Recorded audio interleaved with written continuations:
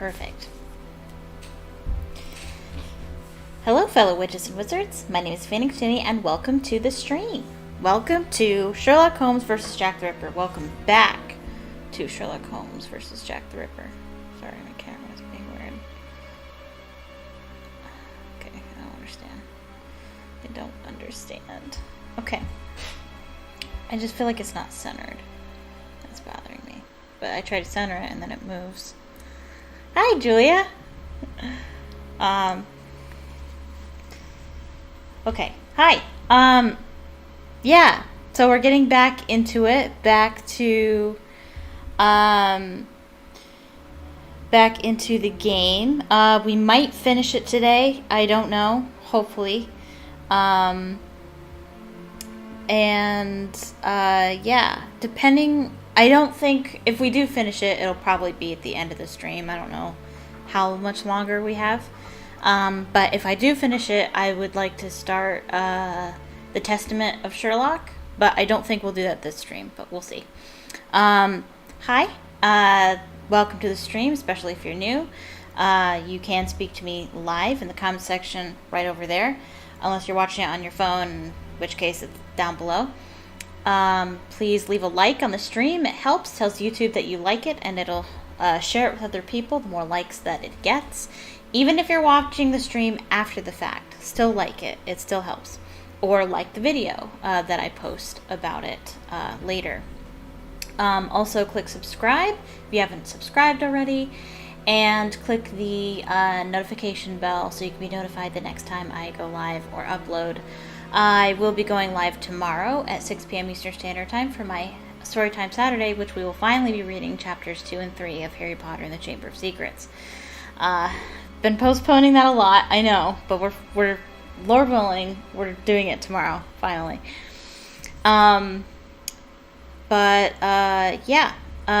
If you're new to this game, just be advised that it does have some mature content. It's not too bad, honestly. It's just a little gory, a little bit.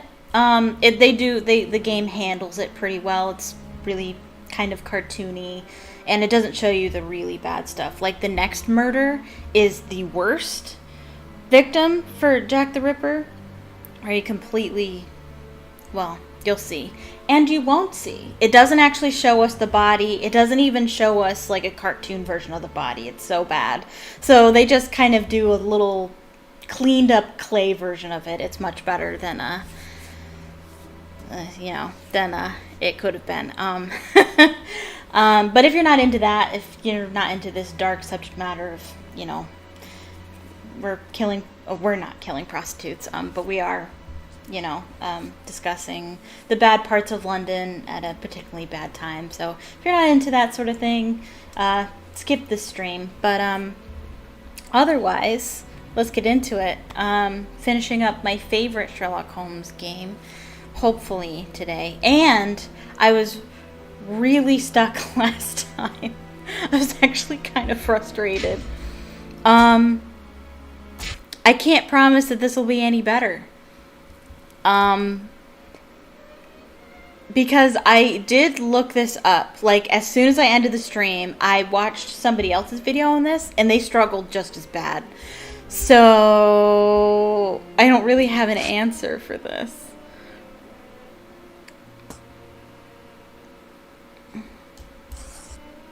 For whatever reason, it's really finicky, and we need to create an ellipsis that includes these two locations. And it has to have this inside the circle as well. But it's so finicky that I don't know exactly...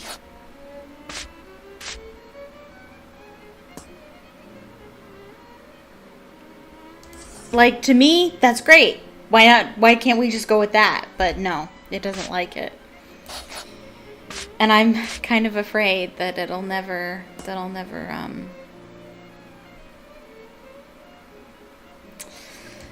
there's no skipping this. Like, in the newer Sherlock Holmes games, you can skip puzzles, thank God. This isn't one of the newer ones. You can't skip this. So, I just hope and pray that I get this. I looked up the solution. Oh man, that's almost perfect. I looked up the solution and it... That's not gonna be it. Maybe if I just keep going. Like, I don't know.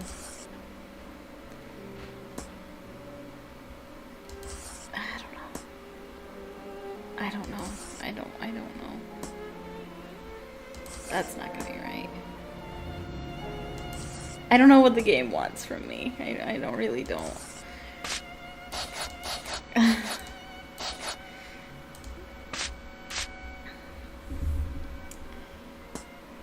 I don't remember struggling so bad with this when I first played it.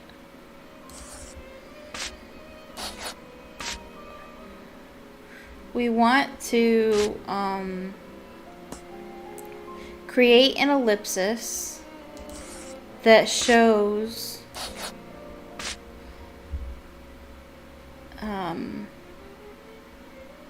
the relative area of where Jack the Ripper lives. Probably.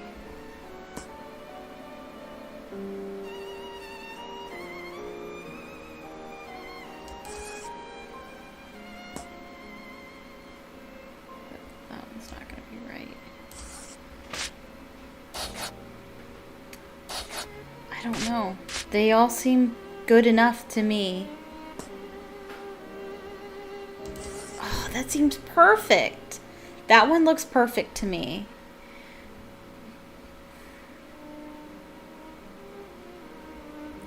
I don't know.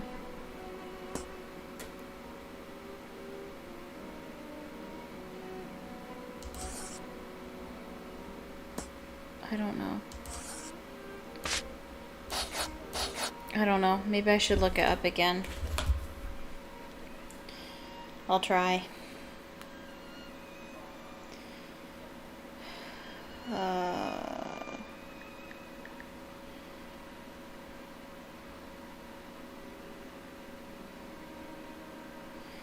Yeah, I don't know any other way to do it. Jack the Ripper walkthrough. Game boomers all the way down to the bottom. There's a picture of it. No, we still got a few puzzles. We still got a few things to do. I don't know why. I feel like I've done a circle that...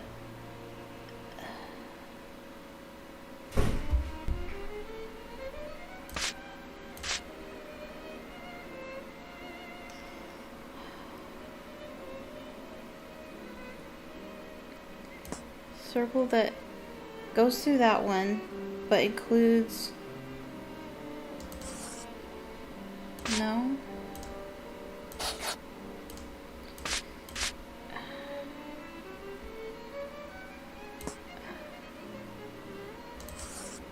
No. It's not even that big of a circle, according to this walkthrough. Like, the bottom of the circle only comes to about here.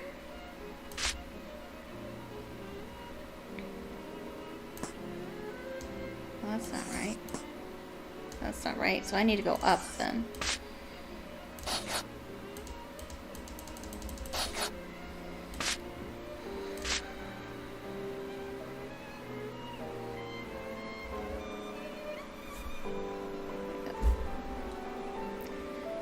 Must be warm weather. I'm getting bugs in my house.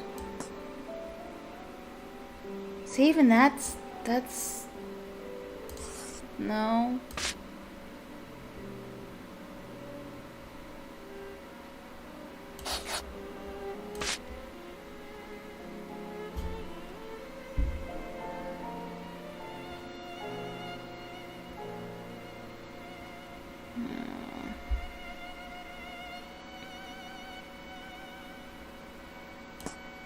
That's too high.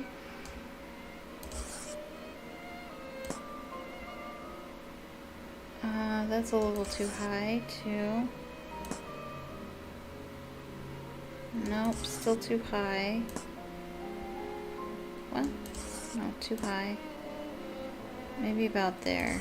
So, no, too high. Yeah, okay, so about here.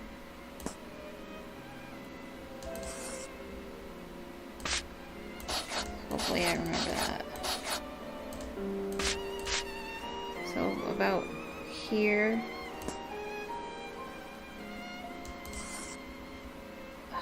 It goes right through her, but only on the edge of her. So then maybe it's slightly over this way then. No, that's too far.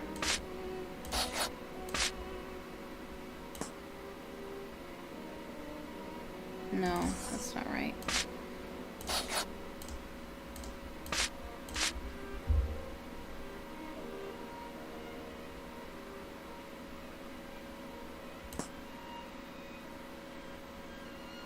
No, that's not right.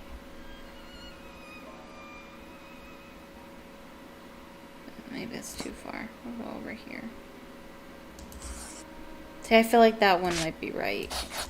I don't think it counts it if you have more than one on there. Of course, I don't know, so.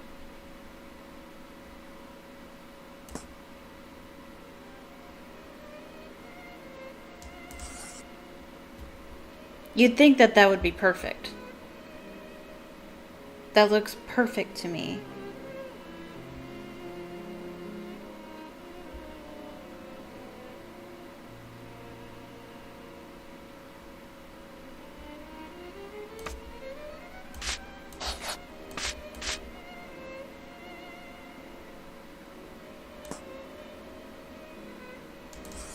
Also, this circle looks smaller. It doesn't include this part of the X. That's weird. Maybe it has something to do with the resolution of my computer. You know what? That could be it. It might have something to do with the resolution. What if I...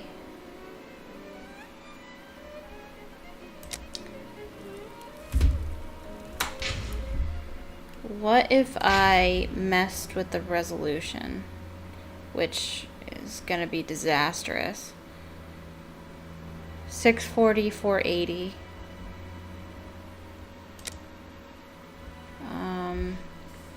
I don't know. Maybe we want to turn it down? Yeah, second. It should already be on the second monitor, because it is on the second monitor, so I don't know why it's... I don't know what it's doing.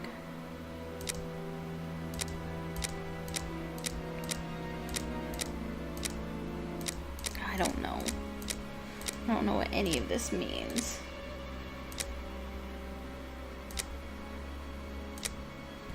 I don't know. Let's see what that does. Okay.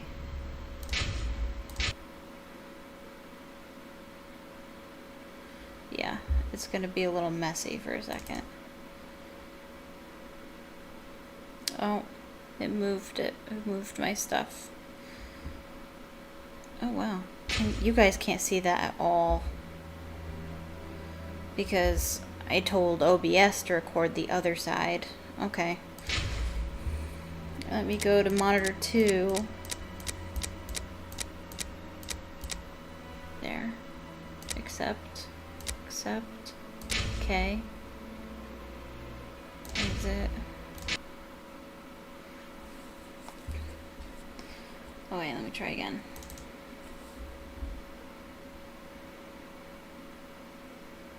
Oh man, it's causing my monitor to flicker. Okay. I'm gonna try it. Okay.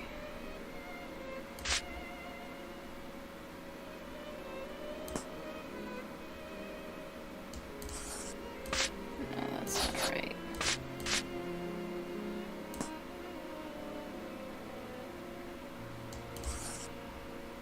I do think I'm onto something here. Because it looks better already.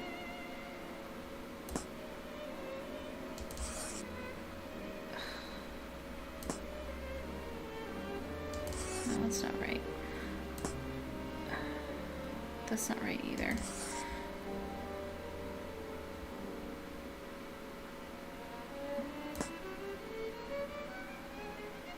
No. No. It's not.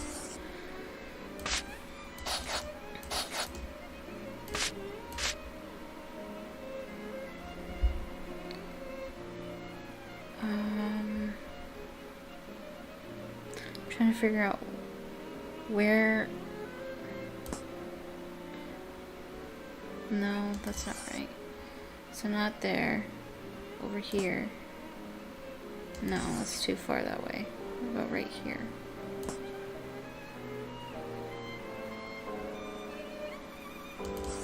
No, I don't understand. Okay, this is driving me nuts. My monitor is flickering.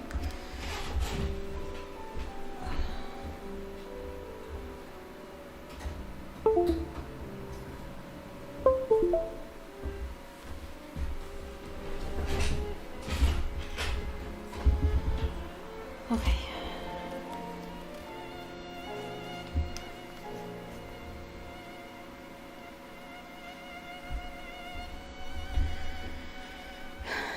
Okay.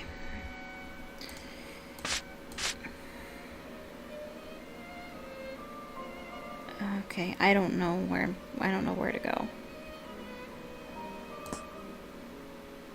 No, let's.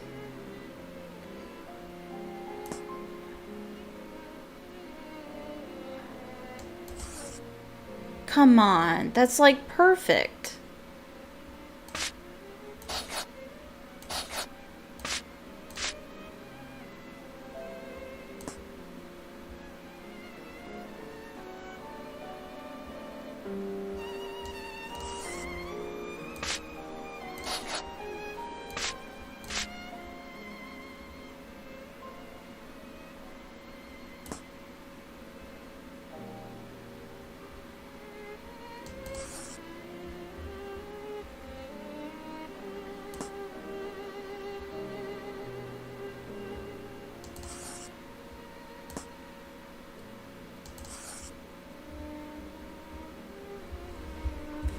I don't understand why I can't make it look like this.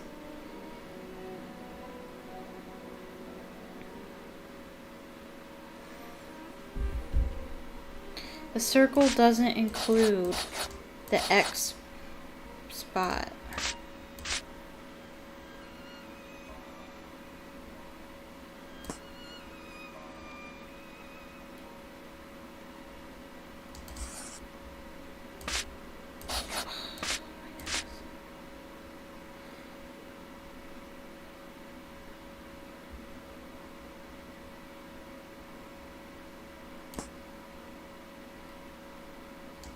No, it's too far to the right.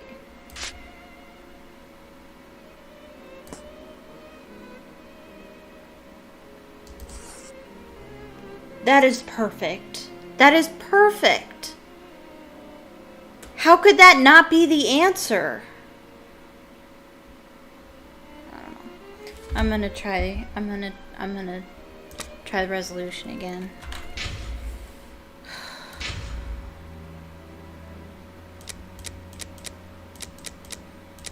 I don't know what to do. Let's try that.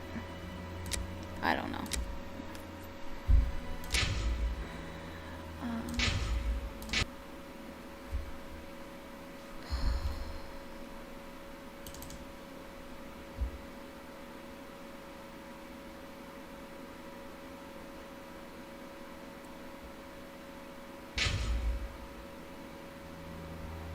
It's even better for you guys. I think. Well, you can't really see the bottom. Well, I'm not keeping it like this. I just need to finish this puzzle.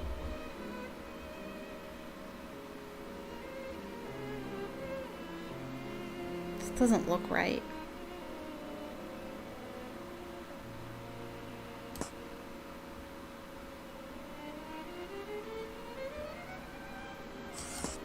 Ugh. I don't know what to do.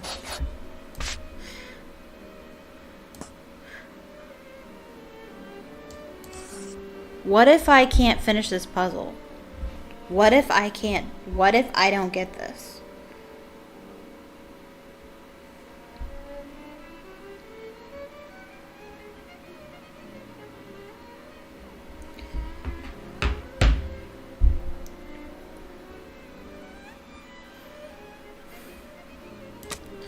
I don't think the resolution's right.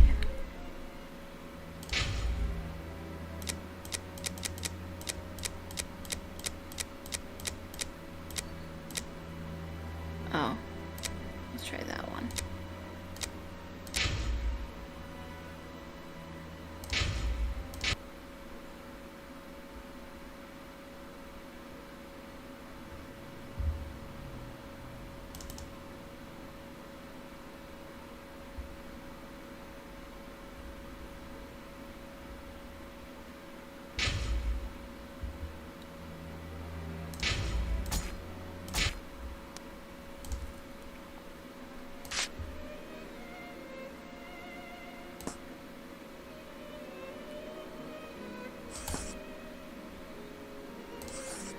No.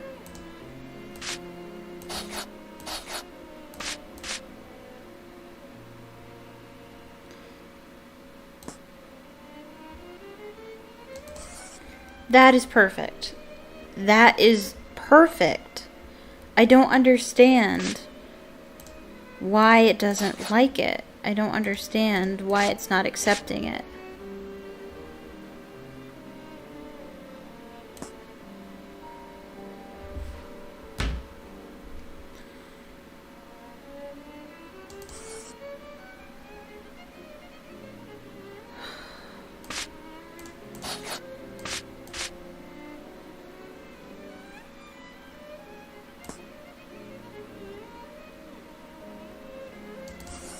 Still not right. Like, this bit is right from the picture, but this bit isn't. I don't understand.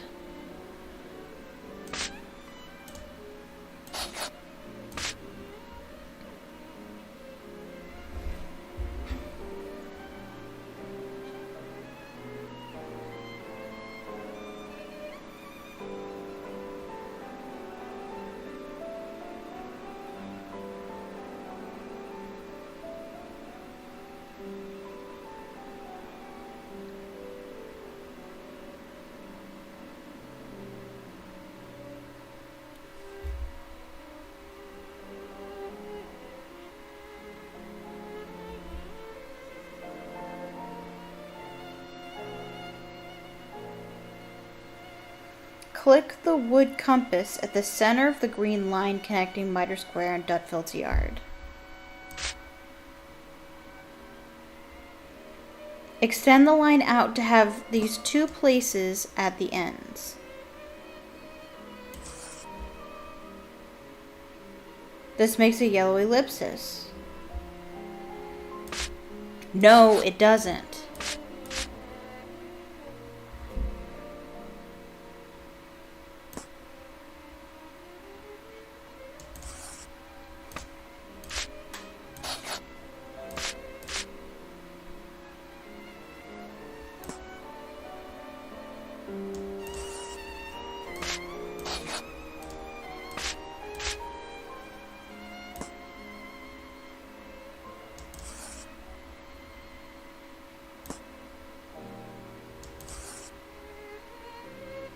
I don't know. I don't understand.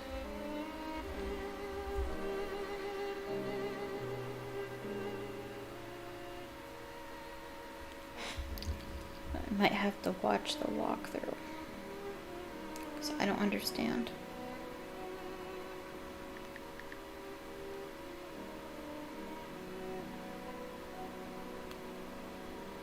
Glue wax strips are so effective.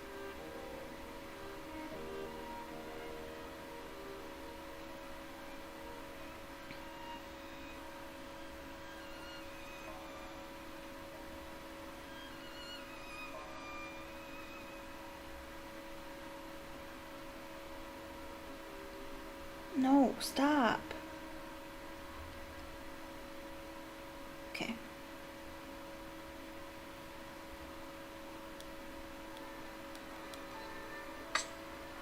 Okay, so they're putting... Perfect, Watson. Let's connect each crime scene to the one out of the others that is the furthest. Yeah, I did that.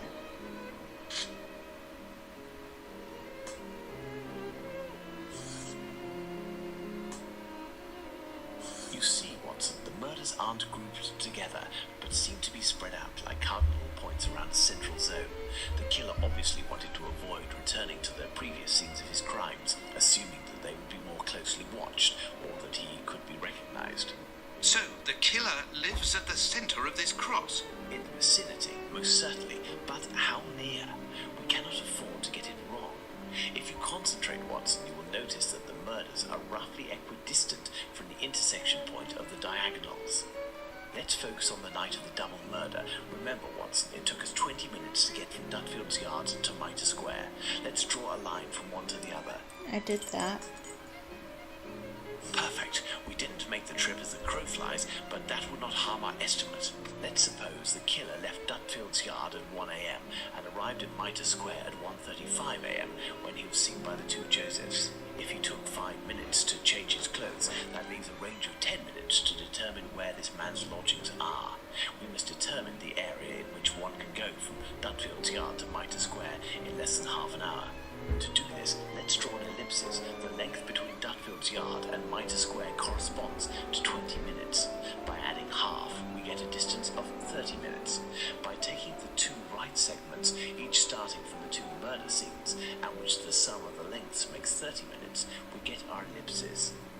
Okay, so they draw it. Where do they put it? Put it on the line. So that doesn't work.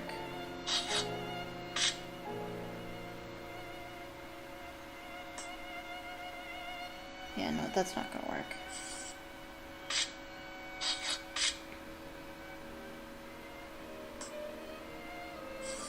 No, that doesn't work. No, they're doing it completely wrong. No.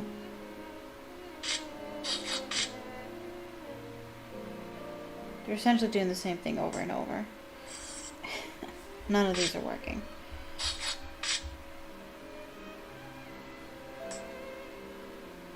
There we are, Watson. Our killer What? That looks nothing like the...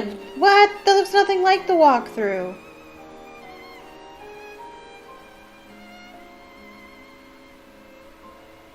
That's not even close. What is that nonsense?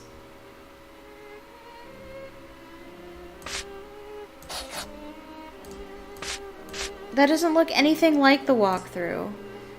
They have it like way out here. There we are, Watson. Our killer lives in this area. It's What? still rather a vast area, Holmes. That's Yes, crazy. indeed. And our goal is to reduce this area as much as we can. I don't care anymore. We must consider the fact that the murder at Mitre Square was committed under a Stupid. certain amount of pressure, given that the killer knew he was wanted for the acts he committed not long before.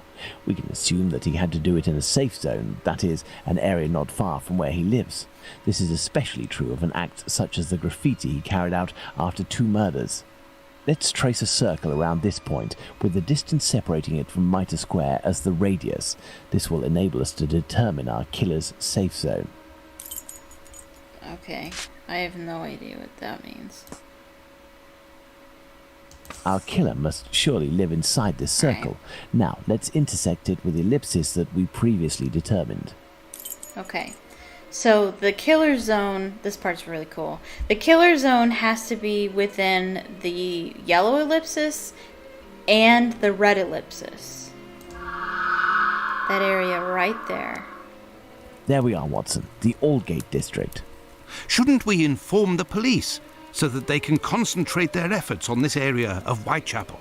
It is probably already crawling with inspectors, Watson, and I doubt that they would take us seriously, even if they were willing to listen to what we had to say.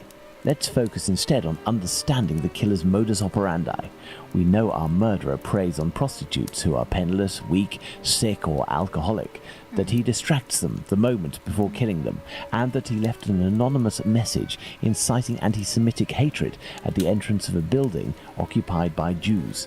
How would you describe this man? Angry. What a coward. Indeed, he is a person of great cowardice.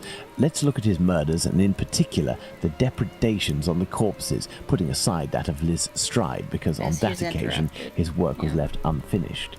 If we recall the observations made on the victims and the parts that were mutilated or damaged on That's each an of the actual bodies, picture without of forgetting the Elizabeth fact that he Stride also in removed real one or life. more organs, we can ascertain that our killer evolves during the course of the murders, cowardly and still evolving.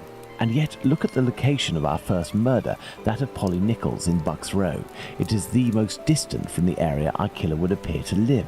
Perhaps this murder was preceded by another within the killer's area. I believe a cowardly killer would commit his first murder in an the area area close to his home in order to find refuge as quickly as possible on carrying out the A place act. that's familiar. Holmes, an idea just occurred to me that fills me with dread. This evolution of which you speak. He will pursue his next victim as long as the conditions permit him to continue killing Watson. But how could one go even further in this horror? Oh, don't Look at ask. what he did to that woman, Catherine Eddowes. In order to avoid having to answer that question, we must act with haste and planning. Watson, I suggest you inform yourself on the mutilations sustained by the victims. We played with the idea that this could be an act of vengeance against prostitutes. If the mutilations correspond to areas affected by a specific pathology, perhaps the killer wanted to give an eye for an affliction he felt the prostitutes he knew were responsible for.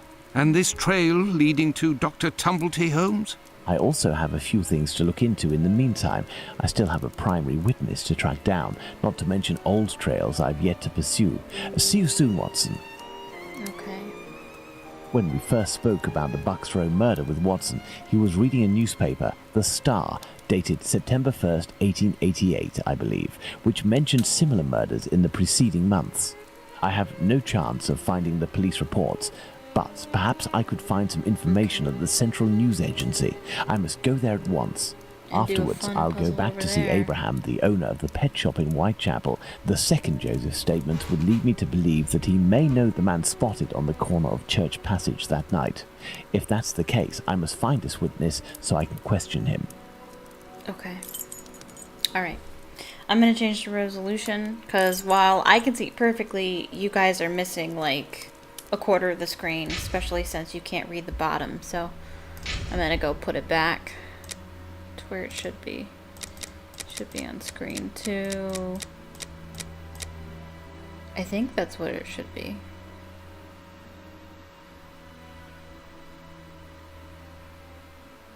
Maybe.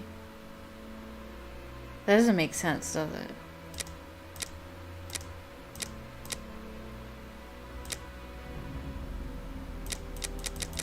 Let's see what it does.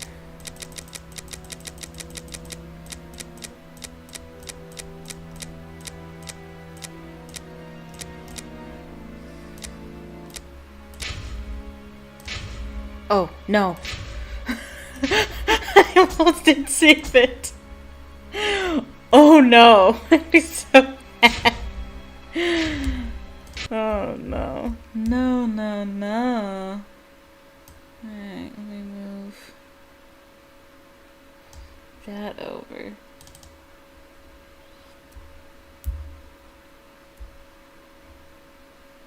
That looks better. There you go. Now you can see the whole thing. No. Alright. So now we're going to the... I think you can see the whole thing.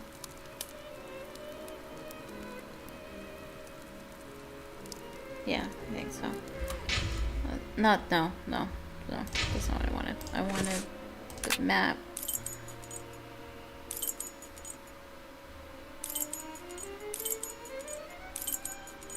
There you go. Ah, Bulling is there. It won't hurt just this once. To what? Talk to him? Hello, Mr. Bulling. So, did your colleague tell you about the tip? What tip.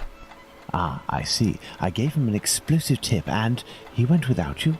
Oh, that's not very sporting on his part. No doubt he took all of the credit for his discovery. You're winding me up, eh? I'm showbulling something to make him believe me.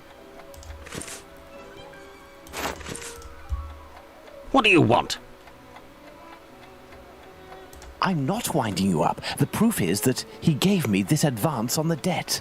The traitor! He owes me, if I find him. Before I leave, can you do me a favor? Heck, tell me. I'm looking for some reliable info on the murders committed in Whitechapel in the months before Polly Nichols' attack. Reliable? Ha! You really think you'll find that here? Fine. I'll be honest with you. We have folders that group the dispatches from the current year into categories. In the police law category, you'll find the transcripts from the trials and investigations that we sell to the newspapers that ask us. Perfect. Sadly, I am out of time. I'll leave you to solve it, eh? You're the detective, aren't you? Indeed. Okay, so the dispatches are actually mixed up, and we gotta put the categories right. It's kind of The a logic dossiers are full of papers puzzle. in dated envelopes. I can't open them. That would be too obvious. How can I tell which compartment to look in? No categories are indicated. Yeah, we have to figure it out. That's the puzzle. But there's clues. An envelope is torn. I can tell that this dispatch contains economic information. Okay, so economy goes there. It's pretty much the only one we can figure out right away, though. But there's clues around the office to help you figure out what goes where. Dear Ferdinand, I am confirming my presence on Friday evening at the club. It will be with pleasure because I must get my mind off things or risk falling into a black depression. Just imagine the new laddie still has the favors of Janet. But she'll end up forgetting him and giving in to me because I'm not lacking in ideas to get rid of her suitors. Yesterday I randomly placed a few inventions and science with politics dispatches. After all, they are always harebrained items.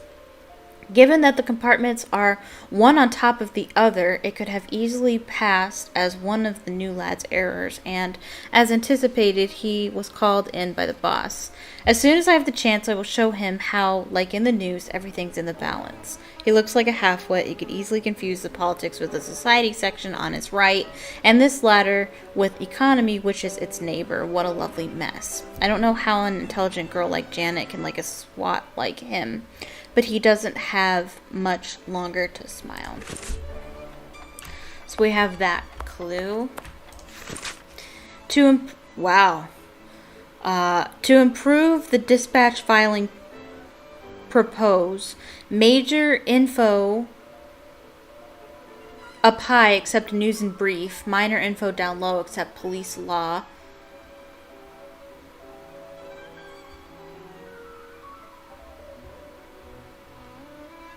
I don't know what that says.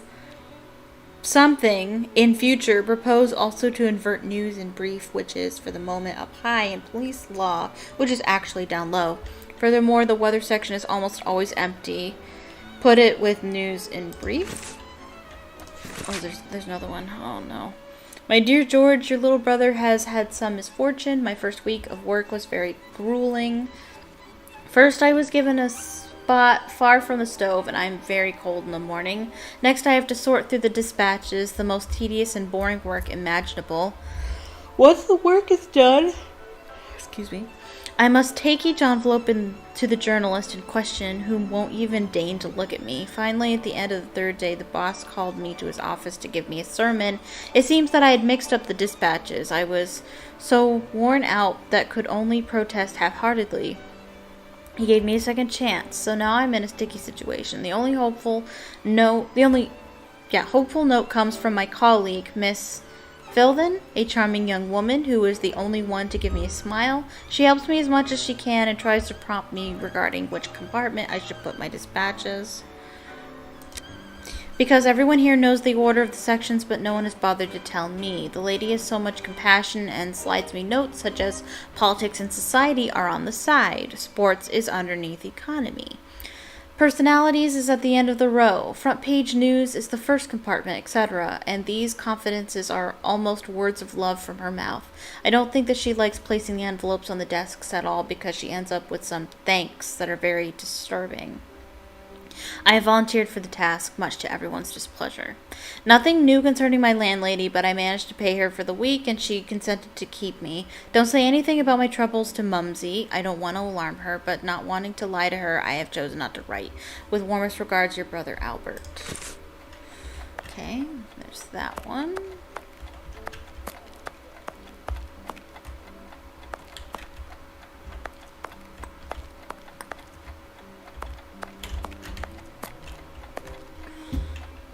I think there's another one. Stevenson and Psy Enterprises bill repair the wood of the news and brief compartment. £1 payment received 12 July 1888. So that compartment is brand new. It'll look brand new compared to the other ones. Again, more unreadable font. Sir, as the agency receives numerous dispatches, the filing system what you made appears to be too small, particularly for the world and society sections, which cover too much area and overflow into the boxes below. Police, law, and culture, respectively. Would you be able to furnish a device in order to keep only one filing cabinet?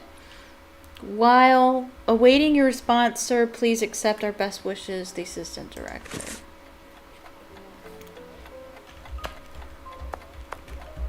Oh, I can't grab that one? I thought I could. That's weird. Okay. Is there something over here?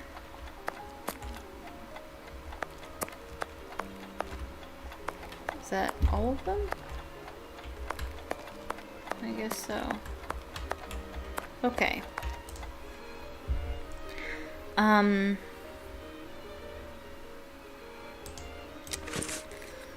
Okay, so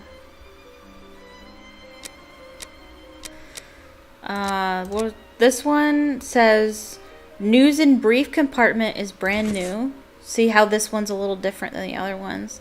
So that one's going to be news in brief.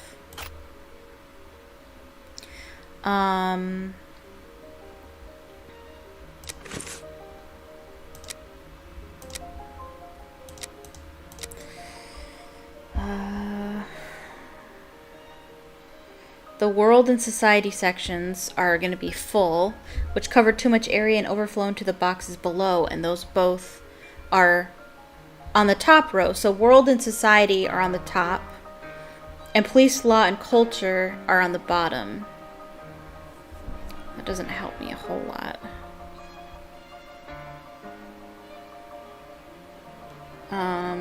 World and society sections at the top.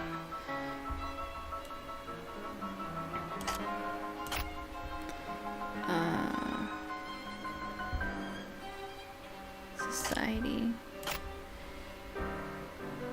And they overflow into the police and law and culture, respectively, on the bottom.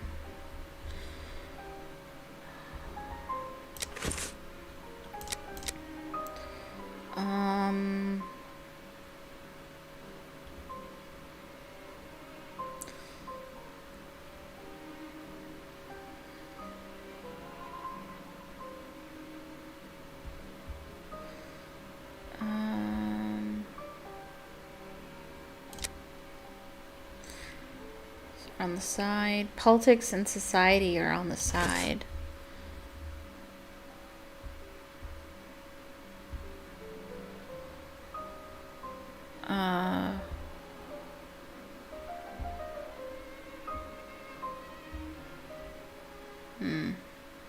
Maybe I'm wrong about this one. Politics is on the side.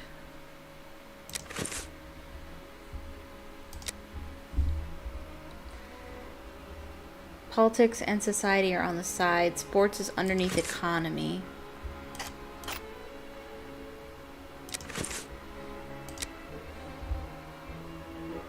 Personalities is at the end of the row. Front page news is the first compartment.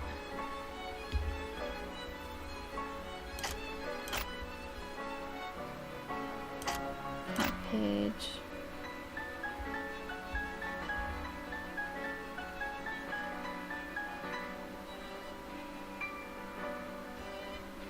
Personalities is on the side. What does that mean? I think that one's weather. So weather hardly has anything in it. I don't know what that means. That's not right. Okay. It's the first compartment. I don't know. Major info up high, except news and brief. Minor info down low.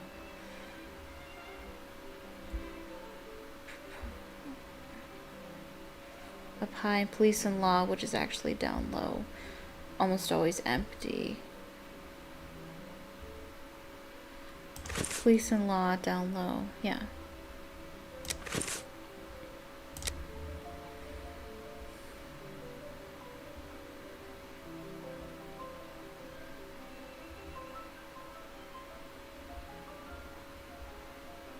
One on top of the other, inventions in science and politics.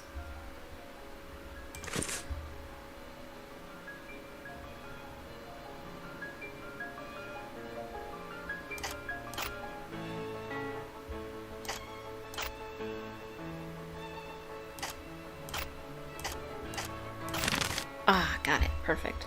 These envelopes contain dispatches of police and judicial also gonna be cases. Now, I need to open them discreetly. I must try to unglue the openings. Okay, this is a Nancy Drew puzzle. If you've played Nancy Drew Shadow at the Water's Edge, you know how to solve this one. Kinda.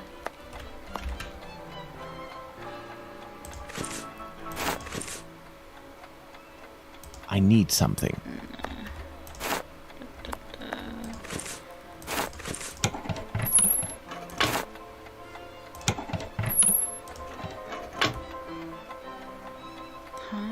Oh, matches. I need something. Yeah, I need matches. something. What?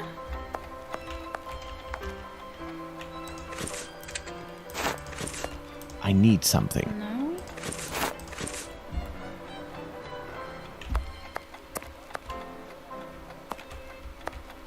Closed.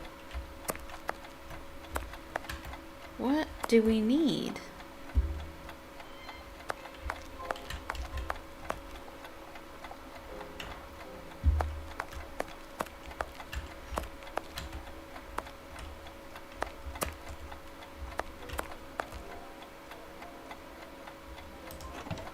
I don't understand. I need something. I don't understand what I'm supposed to do. What? Oh. Water. Water. There. That will provide me with steam.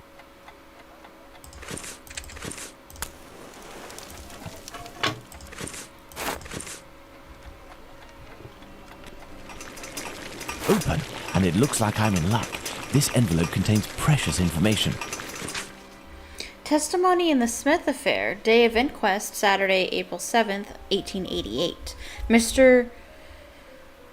Win E. Baxter, the East Middlesex coroner, held an inquiry on Saturday, 7 April, at the London hospital respecting the death of Emma Elizabeth Smith, aged 45, a widow lately living at 18 George Street, Spitalfields, who, it was alleged, had been murdered.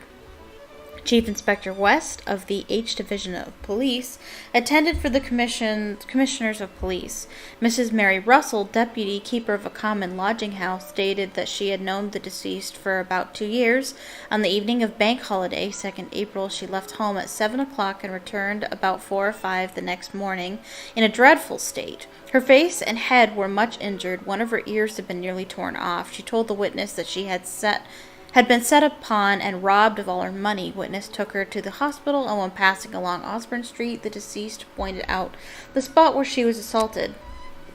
She said there were 3 men, but she could not describe them. Mr. George Haslip, house surgeon, stated that when the deceased was admitted to the hospital, she had been drinking but was not intoxicated. She was bleeding from the head and ear and had other injuries of a revolting nature. Witness found that she was suffering from rupture of the peritoneum, which had been perforated by some blunt instrument used with great force. The deceased told them that at 1:30 that morning she was passing near Whitechapel Church when she noticed some men coming towards her. She crossed the road to avoid them, but they followed, assaulted her, took all the money she had, and then committed the outrage. She was unable to say what kind of instrument was used, nor could she describe her assailants, except that she said that one was a youth of 19. Death ensued on Wednesday morning, 4th April, through parishonists set up by the injuries. Peritonitis. Sure, whatever that is. Margaret Hayes, living at the same address as the deceased, deposed to seeing Mrs. Smith in company with a man at the corner of Farrant Street and Burdett Road. The man was dressed in a dark suit and wore a white silk handkerchief round his neck. He was of medium height, but witness did not think she could identify him. Chief Inspector West, H Division, stated that he had no official information on the subject and was only aware of the case through the daily papers. He had questioned the constables on the beat, but none of them appeared to know anything about the matter. The coroner said that from the medical evidence, which must be true, it was clear that the woman had been barbarously murdered. It was impossible to imagine a more brutal and dastardly assault, and he thought the ends of justice would be better met by the jury regarding their verdict at once than by adjourning to some future date in the hope of having more evidence brought before them. The jury returned a verdict of willful murder against some person or persons unknown. The police are making every possible inquiry into the case, but up to yesterday, 8th of April, had not any clue to the persons who committed the outrage. Testimony in the Tabram case. Last day of inquest, Thursday, August 23rd, 1888. Yesterday afternoon, 23rd of August, Mr. George Collier, the Deputy Coroner for Southeast Middlesex, resumed the inquiry at the Working Lads Institute, Whitechapel, into the circumstances attending the death of Martha Turner, or Tabram, a hawker, lately living at 4 Star Place, Star Street, Commercial Road E, who was discovered early in the morning of Tuesday the 7th inst., lying dead on the first floor landing of some model dwellings known as George Yard Buildings, Commercial Street, Spitalfields. When found, the woman presented a shocking appearance, there being 39 stab wounds on the body, some of them apparently having been inflicted with a bayonet. Alfred George Crow, cab driver, 35, George Yard Buildings, deposed that he had got home at 3:30 on Tuesday morning. As he was passing the first floor landing, he saw a body lying on the ground. He took no notice, as he was accustomed to seeing people lying about there. He did not then know whether the person was alive or dead. He got up at 9:30, and when he went down the staircase, the body was not there. Witness heard no noise while he was in bed. Police Constable Thomas Barrett, 226H, said that the last witness called his attention to the body of the deceased. He sent for a doctor, pronounced life extinct. Dr. T.R. Killeen of 68 Brick Lane said that he was called to the deceased and found her dead. She had 39 stabs on the body. She had been dead for some 3 hours. Her age was about 36, and the body was very well nourished. Witness had since made a post-mortem examination of the body. The left lung was penetrated in 5 places, and the right lung was penetrated in 2 places. The heart was penetrated in 1 place, and that would be sufficient to cause death. The liver was penetrated in 5 places. The spleen is penetrated, in 2 places, and the stomach was penetrated in 6 places. The witness did not think all the wounds were inflicted by the same instrument. The wounds generally might have been inflicted by a knife, but such an instrument could not have inflicted one of the wounds, which went through the chest bone. His opinion was that one of the wounds was inflicted by some kind of dagger, and that all of them were caused during life. Henry Samuel Tabram, 6 River Terrace, East Greenwich, or Greenwich. I think it's pronounced Greenwich, but it looks like Greenwich. Husband of the deceased woman said he last saw her alive about 18 months ago in the Whitechapel Road. They had been separated for 13 years owing to her drinking habits. She obtained a warrant against him for some part of the time. Witness allowed her 12s a week, but in consequence of her annoyance, he stopped this allowance 10 years ago, since which time he had made it half a crown a week, as he found she was living with a man. Henry Turner, a carpenter staying at the Working Men's Home, Commercial Street, Spitalfield, stated that he had been living with the woman to Bram as his wife for about 9 years. 2 or 3 weeks previously to this occurrence, he ceased to do so. He had left her on 2 or 3 occasions in consequence of her drinking habits, but they had come together again. He last saw her alive on Saturday, the 4th inst, in Leadenhall Street. He then gave her 1s6d, I don't know the currency, I don't know what that is, to get some stock. When she had money, she spent it in drink. While living with witness, deceased's usual time for coming home was about 11 o'clock. As far as he knew, she had no regular companion and did not know that she walked the streets. As a rule, he said, a man of sober habits, and when the deceased was sober, they usually got on well together. Oh my goodness, that's too much. Mrs. Mary Bosfield, wife of a woodcutter resident at 4 Star Place, Commercial Road, knew the deceased by the name of Turner. She was formerly a lodger in her house with the man Turner. Deceased would rather have a glass of ale than a cup of tea, but she was not a woman who got continually drunk, and she never brought home any companions with her. She left without giving notice and owed 2 weeks' rent. Mary Ann Connolly, Pearlie Pole, who, at the suggestion of the Inspector Reed, was cautioned in the usual manner before being sworn, stated she had been for the last 2 nights living at a lodging house in Dorset Street, Spitalfields. Witness was a single woman. She had known the woman to Bram for about 4 or 5 months. She knew her by the name of Emma. She last saw her alive on Bank Holiday night when Witness was with her about 3/4 of an hour, and they separated at 11:45. Witness was with Bram and 2 soldiers, 1 private and 1 corporal. She did not know what regiment they belonged to, but they had white bands round their caps. After they separated, Bram went away with the private, and Witness accompanied the corporal up Angel Alley. There was no quarreling between any of them. It goes on. Witness had been to the barracks to identify the soldiers, and the 2 men she picked out were, to the best of her belief, the men she and to Bram were with. The men at the Wellington barracks were paraded before Witness. One of the men picked out by Witness turned out not to be a corporal, but he had stripes on his arm. Detective Inspector Reed made a statement of the efforts made by the police to discover the perpetrator of the murder. Several persons have stated that they saw the deceased woman on the previous Sunday with a corporal, but when all the corporals and privates of the Tower and Wellington barracks were paraded before them, they failed to identify the man. The military authorities afforded every facility to the police. Pearlie Pole picked out 2 men belonging to the Coldstream guards at the Wellington barracks. One of the men had 3 good conduct stripes, and he was proved beyond doubt to have been with his wife from 8 o'clock on the Monday night until 6 o'clock the following morning. The other man was also proved to have been in barracks at 5 minutes past 10 on Bank Holiday night. The police would be pleased if anyone would give them information having seen anyone with the deceased on the night of Bank Holiday. The coroner, in summing up, said that the crime was one of the most brutal that had occurred for some years. For a poor defenseless woman to be outraged and stabbed in the manner which this woman had been was almost beyond belief. They could only come to one conclusion, that the deceased was brutally and cruelly murdered. The jury returned a verdict of willful murder against some person or persons unknown. The information excludes the murder of the first woman, Miss Smith. Jack the Ripper can't be the author of that crime. On the other hand, there are enough similarities to suggest he may be the killer of Martha to Bram. I must go to the pet shop. Yeah.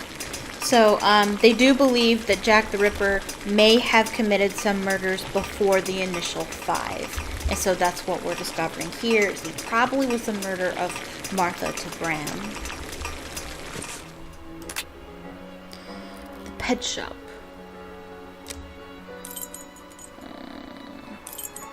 That's the brothel.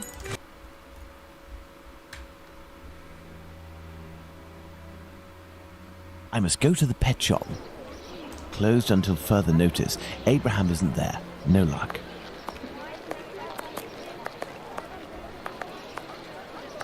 Beep beep. Good evening. Oh, good evening, sir. Do you know why Mr. Solomonovich's shop is closed? No, I don't. Perhaps his cousin, the cobbler, knows. But I believe the police came to take his animals. I think that might have something to do with it. When was this? During the day.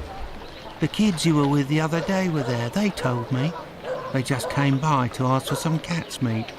They didn't have any money, but I gave them some anyway. Is something wrong? It's just that there was a little girl with them, the same age as mine. My little girl who went away with her mother, with the angels into the sky. Dr. Watson told me about your loss. Please accept my condolences. Would you like to talk about it? How did it happen? The illness, sir. My poor little girl was in agony, and her face and body were ravaged by the disease. Her face? Yes, she looked like a ghost. What illness was it? Dr. Gibbons tried to explain when I took my little girl to see him, but I didn't understand. I'm sure that he was trying to insinuate it was my fault. I'm sorry, but I don't want to talk about it anymore. I understand. Farewell. Let's go and see Dr. Gibbons. Yes. He has an explanation. Well, we'll see. Let's go and see Dr. Gibbons. We'll see.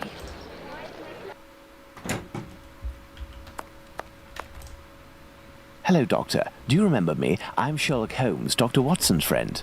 Oh, yes. Excuse the mess, but I am doing a bit of tidying. I have come to see you about a Mr. Hardyman, a cat food seller by trade who recently lost his daughter and wife. Yes, I know him. A tragic story. Actually, I was hoping you could tell me about the disease that took his daughter, a disease that would have attacked her face. Well, to keep it short, we are speaking of syphilis, Mr. Holmes. You must certainly know that it is transmitted through intimate connections and that the vast prostitute population here contributes to its inevitable progression. It destroys individuals by spreading through the body slowly. The most obvious symptoms can be found in the genitalia and on the face in the form of pustules or lesions. Sometimes this illness can destroy whole families. The father catches it from a prostitute, he transmits it to his wife, who in her turn passes it to the kids which she bears or nurses. These cases are numerous in the vicinity. Certain children, and this is the case of the little girl whom I won't name, suffer from an emaciation of the face which will, apart from predicting an imminent death, bring infamy upon the family. Actually, No, I was sorry, hoping you could... sorry. Well, I clicked on the wrong one. Stop. Emaciation of the face? Yes, what we sometimes call the pox. I will give you a photograph. One cannot be mistaken on the origin of such a face. The eyes seem to be void of lids. The nose is inexistent, as if it was cut off. And the cheeks are chiselled, as if cut with a knife. This loss of facial matter, this emaciation, is in this area often the gift from a father to his children. Can I keep this photograph? I should destroy it. But if it can remind you that one must sometimes think twice before giving in to physical attraction... I always seem to find myself alone in such cases. Thank you, Doctor.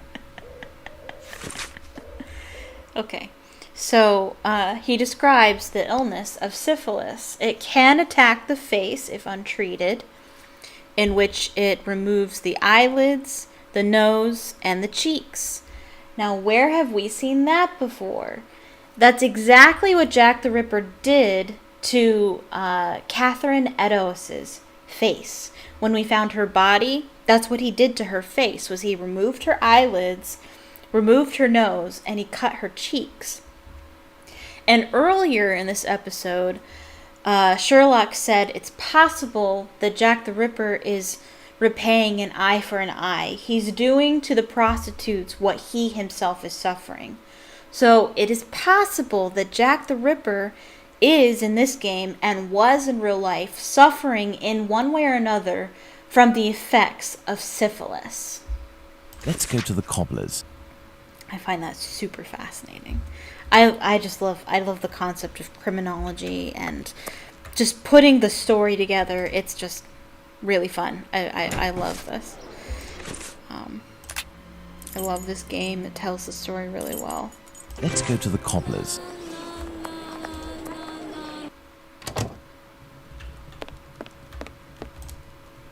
Hello, Mr. Solomonovich.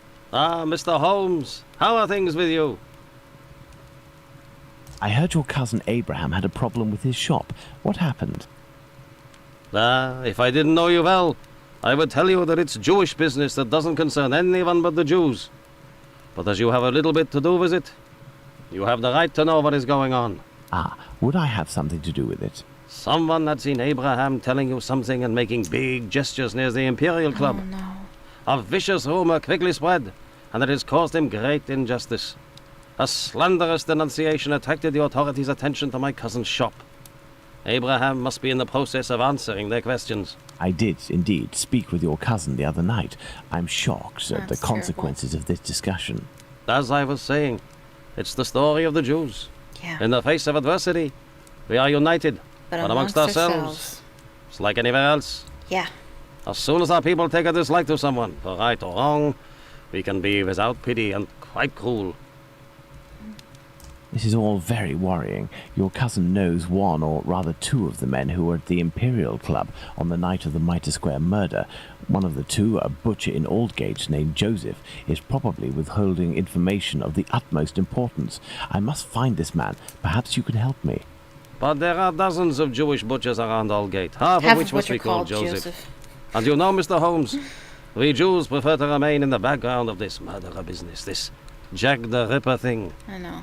All of London is pointing their fingers at us saying, it's a Jew who disemboweled these women. Our community is in great peril, you know. There's evidence that it is That was the Jew. business with Lipsky and Leather Apron. I will see what I can do, but I don't promise anything. I'd be extremely grateful to you. Very well. We may meet again, Mr. Solomonovich. You are most welcome, Mr. Holmes. What we do know is I've that paced up and down Whitechapel enough. I should return to Baker Street in order to reflect on the new facts that I have discovered. what we do know is that Jack the Ripper was either Jewish or he at least has contention with the Jews. He's the one who wrote the message. The Jews are not the ones who won't be blamed for nothing. So he has a problem with the Jews, at least. I guess that doesn't mean that he is a Jew, necessarily, but there's a Jew who knows him, so it's likely he's in the Jewish community. We'll find out in a second. We'll find out in a little bit.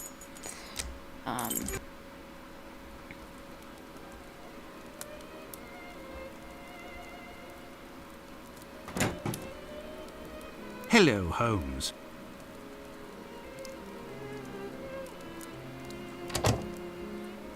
Good day, Watson. Listen, Holmes, I know I should have got here sooner to give you a report on my research, but this case has led me to neglect my patients and my wife more than I care to admit. Yeah, it's okay. I've been able to sort things out over the last few days, and now I am ready to pursue this investigation. You don't have to justify yourself, Watson. Whilst I do tolerate you as an observer, and despite your occasional help with more menial tasks, may I remind you that you are by no means an indispensable part of this case. Oh, you tolerate me as What a an jerk. observer, do you?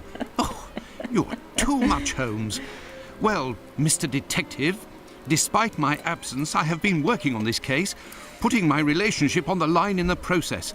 And I happen to have a confidential letter that only passed from one lord's hand to another. What it contains is extremely serious and concerns Dr. Tumblety and his collection of uteri. Let me see Why do that. we still care about him? I didn't think that we even... I think we're pretty settled on the fact that he's not Jack the Ripper.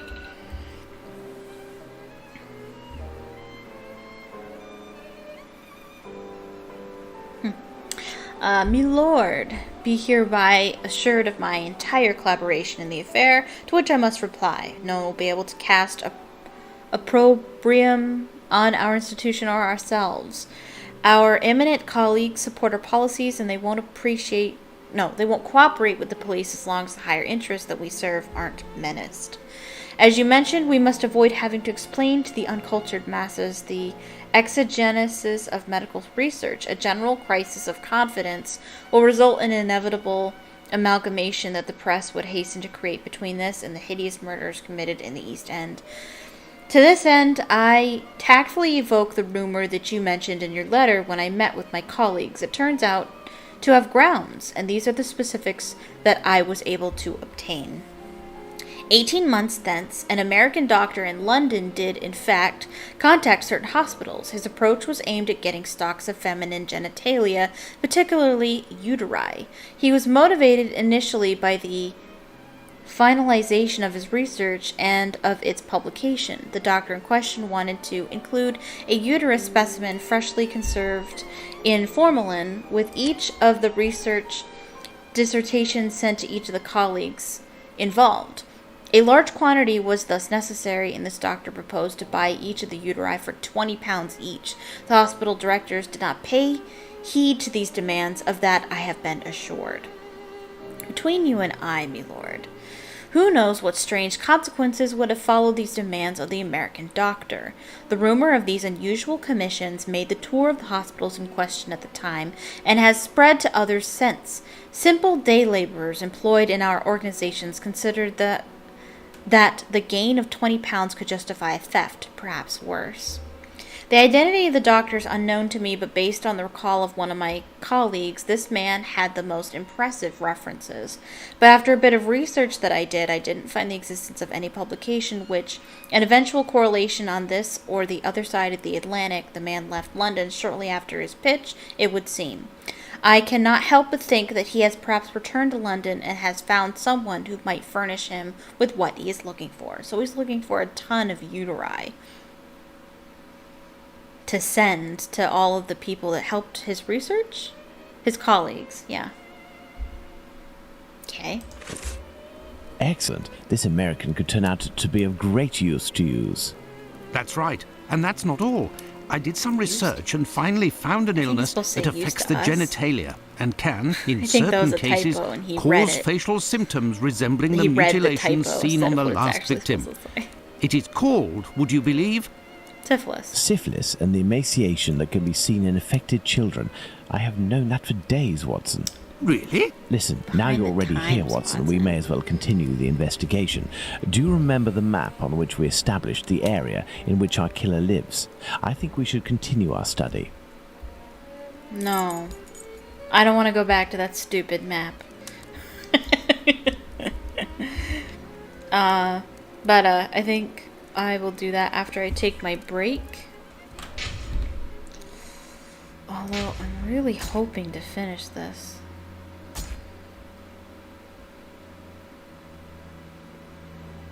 Maybe? Should I continue?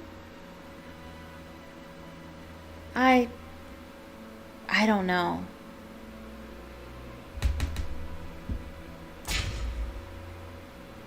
No.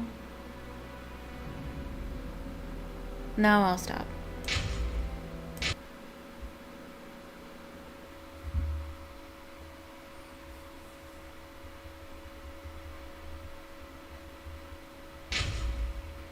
Welcome back. Let's jump into it. Let's continue. Alright, let's look at this map. Well, I discovered the case of another murder before that of Bucks Row. It happened in George Yard. We shall put it on the map in order to see if it corresponds to our area of research. We must place the murder of Martha Tabram in George Yard on the map. That is where Martha Tabram's murder took place. There's no point going there. I already have all the information we need on that matter. You see, this murder took place in the area in which our killer lives, his safe zone. Nonetheless, there are two major differences between the murder of this Martha Tabram and that of Polly Nichols. Firstly, the blows inflicted are not the same. And the second difference? It follows on from a doctor's opinion. He claims two weapons might have been used, and if there is one group of people we absolutely must not trust in this business, it's doctors. Don't you agree, Watson? Watch it, Holmes. Tabram's murder took place in an area where the murderer, whose cowardice is clear, was able to make a quick getaway, that is to say, near his home. For his second murder, he would have wanted to go further afield, so the police would not link these two cases. And as for the other murders, seeing the ineffectiveness of his last one, he headed in different directions to kill his victims while still staying in the vicinity and without going any further than necessary, and all the while planning his escape. My dear Watson, we now know what this man looks like, in what area he lives, and that he suffered directly or indirectly from syphilis. Let's not forget the anatomical knowledge he must almost certainly possess. Given his lower-class background, a butcher seems very likely. However, it may be the case that the man was a butcher once, but is no longer. He might also have been a medical assistant. Who knows? That's why we need the testimonies of the other Joseph and Dr. Tumblety in order to be certain. What shall we do, Holmes? As the police's cooperation is futile and can be ruled out, we have nothing to do but wait. Watson, wait, and hope we see one of these two men before the killer strikes again. Okay. At November 8th. last, a long day's work done. How are you doing, Holmes? Fine, Watson, just fine. I suppose you still haven't heard any news from Whitechapel. No, Watson. It's been almost a month now. Who knows? Our killer may have brought justice upon himself, overcome by remorse and ignominy for his actions. Not a chance, Watson. You haven't done anything about the story of a kidney that was sent in the post and reported by the papers. Why not? The killer left a message on one occasion with the intention of harming. The letter accompanying this package served no purpose other than to give value to its recipient and arouse disgust against its sender. The killer has never done anything for nothing. In order to authenticate the Galston Street message, he left an indisputable piece of evidence. Can we really say as much about this kidney? The kidney I don't could have come know. from anywhere. All I know is that there are letters piling up on your desk. Isn't it time to move on to another case? Absolutely not, Watson. I think that the other Joseph is reluctant to meet me. The man he saw must certainly have put the fear of God in him, a man well known for his violence and his hatred towards Jews. There can't be any shortage of those in Whitechapel. I have hope yet. As for Dr. Tumblety... We found him, Mr. Holmes. We found him. Who's that? Dr. Bumblebee. Dr. He's been Bumblebee. locked up by the bobbies, but they've let him loose. Oi, he was looking round like a rat who's scared of his own shadow. He's gonna do a run at years. Watson, this is our chance. The game is afoot. Let's hope that Tumblety will go to collect his trunk. As for you, my little friends, thank you for lifting this burden that has been on my shoulders for almost a month. Okay. So I do believe in the real case of Jack the Ripper, somebody did send a kidney claiming to be Jack the Ripper, but I think we proved that it wasn't actually Jack. It was some knockoff wannabe or something.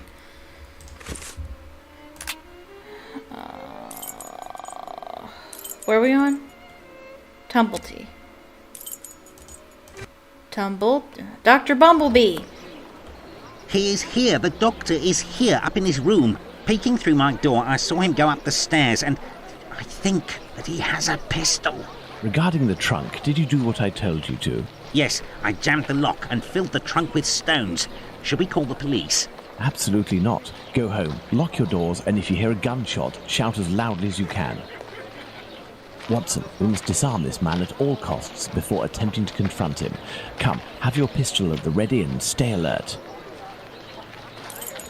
Okay, let's go.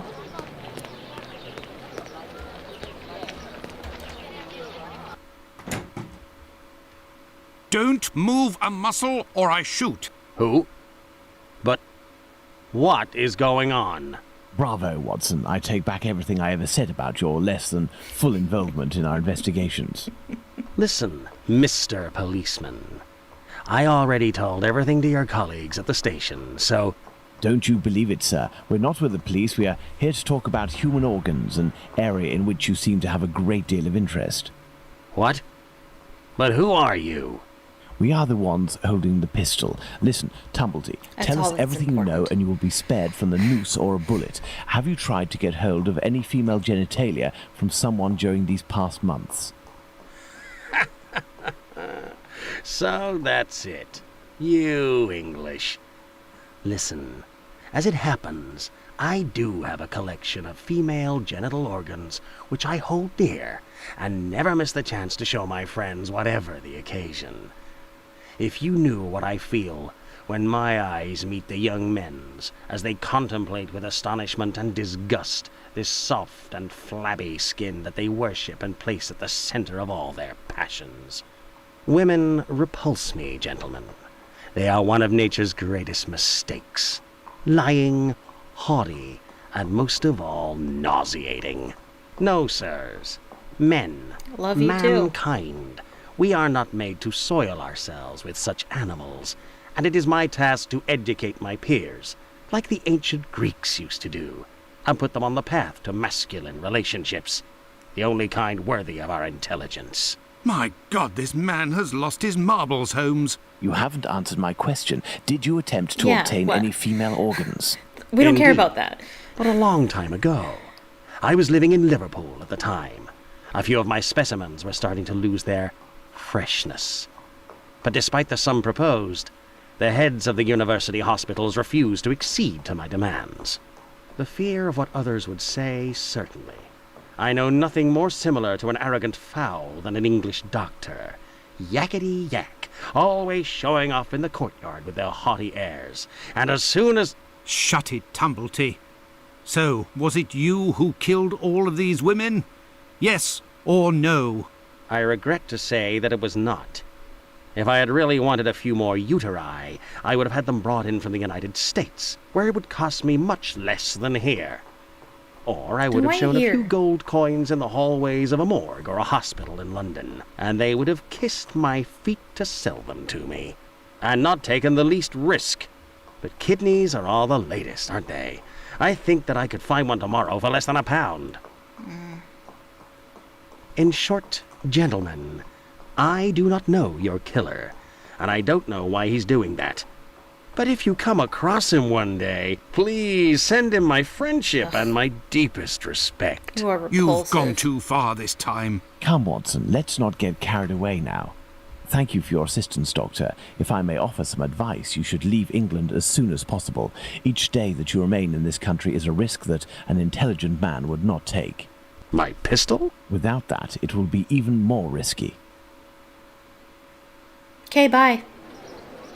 Can we believe this man, Holmes? He Yeah. can't be the murderer, and his story regarding the organs fits. But we can't afford to take the slightest risk. I will ask the Baker Street irregulars to follow him.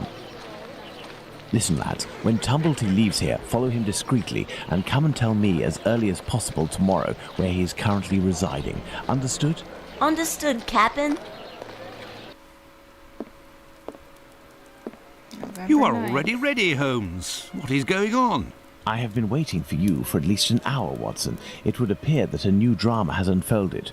The youngsters came to give me this address, but I have some doubt as to the actual location we are going to. Let's try anyway. At worst, we may come across the Baker Street irregulars to put us in the right direction.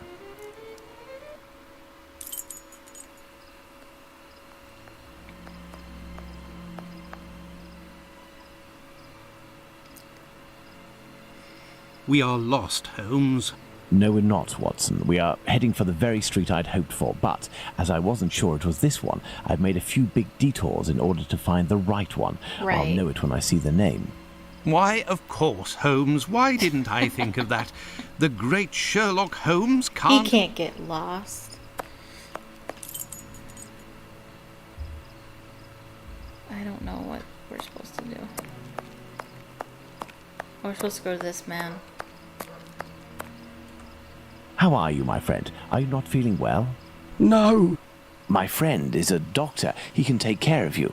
don't go there. He came here and he... Now, Watson, take care of him. Miller's Court, the final murder that we know of.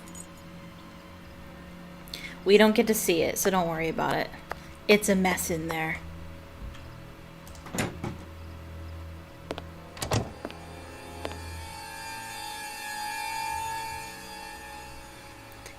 He was indoors, so he had plenty of time to do whatever he My wanted to the God. body. What happened? Can't talk. Wait for the coppers. Are they coming? My eyes are crying. No. Go find them too, mister. I'll stay here and keep an eye out. Go! No, I must await my friend. Ah, here he is. Oh, Sherlock is a little confused after this Watson, episode. are you there? How are you? Fine, a little out Holmes, of and it. you? What happened? Hello, sir. Where are we, Watson? In Whitechapel, Holmes. This must be Dorset Street. Dorset Street. You don't seem very well. Do you need something?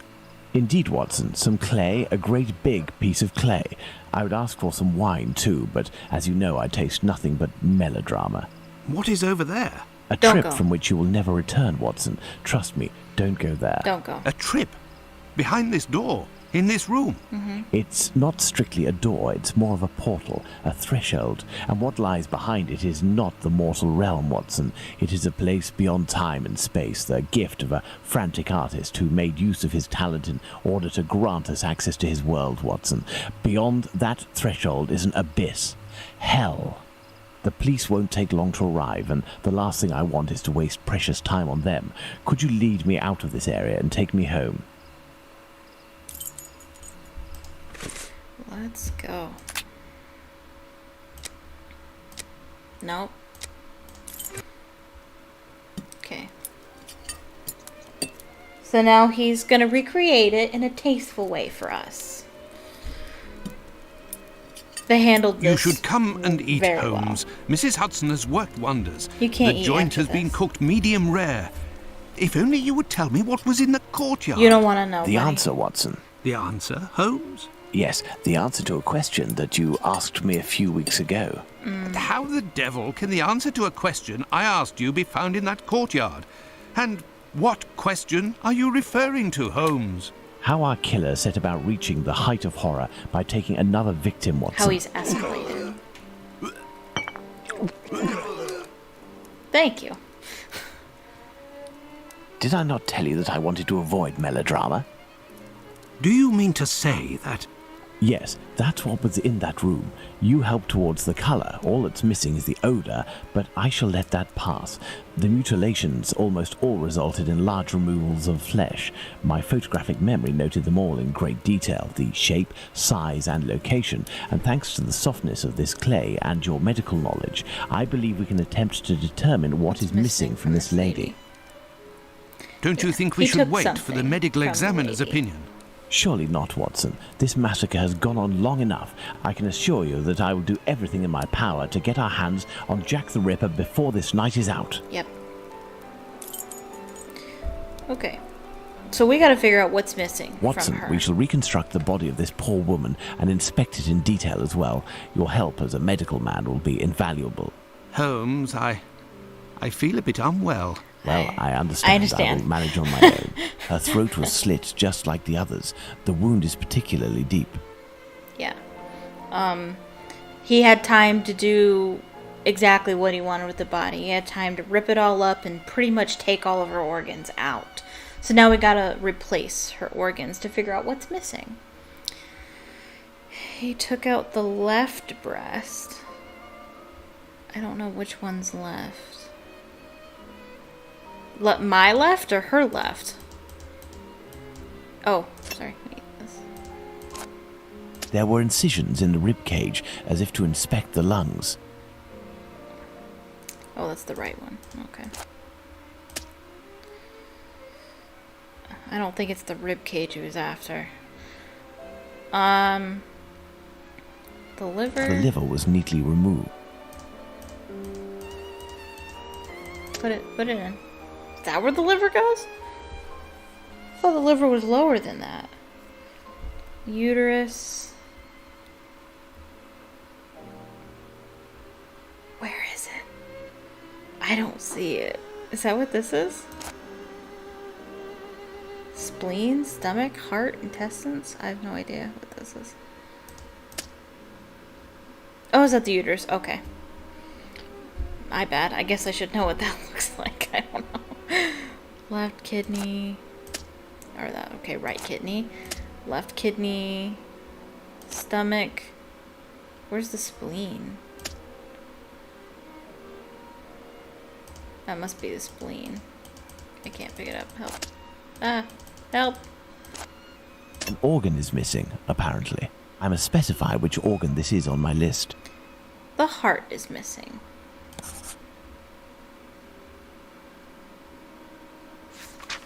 There we are, Watson. We have examined everything.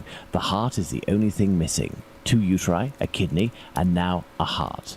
He had all the time he wanted in which to disfigure her, cut her up like a piece of meat, and yet took nothing but the heart. What do you think of that, Watson? Watson? Watson?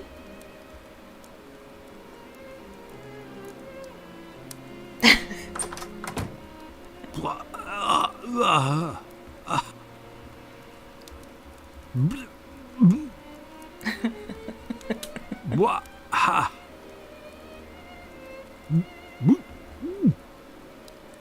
I dread to think how you'd react if you saw a corpse.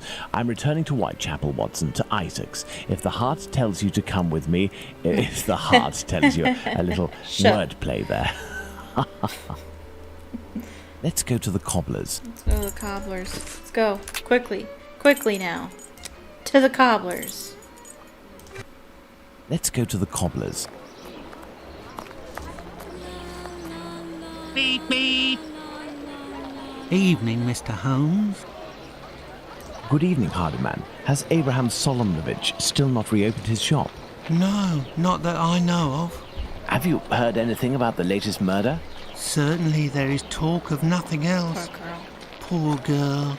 I Mary hope they Kelly, catch I the believe her bastard name who did was. it. Who do you think that could be? A madman, that's for sure. Everyone in the area is pinning it on a Pay attention Jew. to this. But I don't believe that for a second. No, why? Because Jews don't like blood, you see. They're not allowed to eat it. Yep. And they have to drain the meat before cooking it. It's true that they eat animals, but they are fanatical about all kinds of silly things. Right. I don't know much about their rituals and all, Kosher. but I know that a Jewish butcher can't just do whatever he pleases with his knife. Right. He has strict kosher rules to follow. You seem to be very well informed. He has Well, I buy my meat from them too. My clients don't care whether the meat comes from Jews or not. Cats eat it regardless. And let me tell you, I'd go as far as to say that I may even have more faith in a Jew, because even if they don't eat all the offals, a Jew inspects them to see if the animal was in good health. Lungs, for the most part, and as they make up most of my cat's meat, you can see the connection, right? be. Jews eat offals. Jews are allowed to eat offals? Yes. They eat calves' kidneys, I think. How big is that? A calf's kidney? Ah, well, that depends if it's fresh or if it's been marinated in brine or cooked. When fresh, are they as big as A human kidney? They would be, yes. You know, Mr. Hardyman, it's lucky for both of us that the murder that took place in your mother's courtyard was only the Whitechapel killer's third. Had it been the first, I wouldn't be thanking you, as I'm doing now, for all of this important information. Goodbye and take care. If you say so. Right, farewell, Mr. Holmes. Let's go to the cobbler's. It's important information for later. They eat offals, and offals, I think offals are like another word for organs. So they eat kidneys. And a calf's kidney is the same size as a human kidney. How would that be useful information if you're Jack the Ripper? What might Jack the Ripper try to do? What is the point of him taking these organs? What's he planning to do with the organs? Is a better question.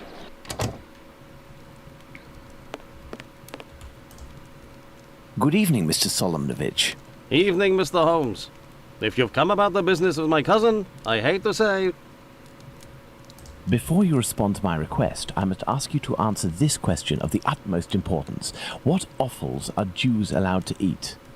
Well, the same as you. Kidney, heart, liver? Yes. How are they prepared? Kidneys are boiled, heart is often finely sliced and cooked on a skewer, and liver is always grilled. These offals, do they come from cattle? Yes, beef or veal. And eating non-kosher food would be a grave affair for a Jew, isn't that right? Yeah. Yes, it would be very serious. But what are you getting at? If I were to tell you what I'm thinking, Mr. Solomonovich, you would pull out your own eardrums to not hear the end of my sentence. It goes against the beliefs of hundreds of members of your community, and for some, perhaps even worse. I will ask you one last time before involving the authorities, who I assure you will be far less discreet than myself. Do you know who the second Joseph is, the Aldgate butcher, who your cousin knows from the Imperial Club? His name is Joseph Hyam Levy. Joseph. But I don't know where he lives. I know nothing about him, other than he's a member of the Imperial Club on Duke Street. That street is after Church Passage, coming from Mitre Square. Am I right? That's it. Thank you. You have been an enormous help to both of us. Now, listen carefully. I need you to find 4 or 5 strong men among the members of your family who you trust wholeheartedly, and to wait here with them until my arrival, or you receive a message from me. Is that clear? But if you will tell me... Later, Mr. Solomonovich. Later. He's doing it for Let's the go sake to the of the Imperial Jewish Club. community. He's being respectful to them. As they say, it is a Jewish matter. It's looking more and more like Jack the Ripper is a Jew. Mitre Square. Mitre Square, the Imperial Club. Ah, there's the Imperial Club. Let's see if I can find Joseph Hyam Levy. Hello, sir. Hello. Can I help you, sir? Indeed, I have an urgent message for Mr. Joseph Levy, the Aldgate butcher. I regret, sir, but Mr. Levy is not at the club at present. You can wait for him if you wish. I thank you. Do you know where I can find him? His home address, perhaps? It is a very urgent matter. I am sorry, sir, but we do not give out information regarding the club members to people outside the group. I understand. I must find a way to enter the Imperial Club without having to go through the entrance hall.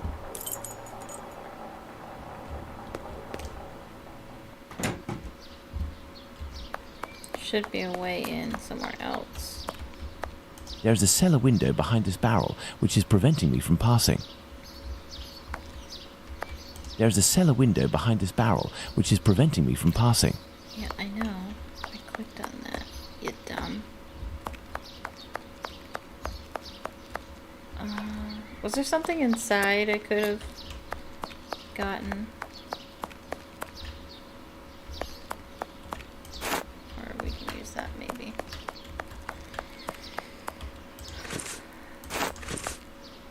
I will need a pivot. Okay. A pivot.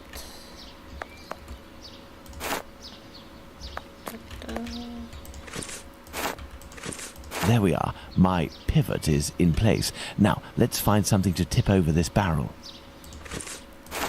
I should be able to make it tip over.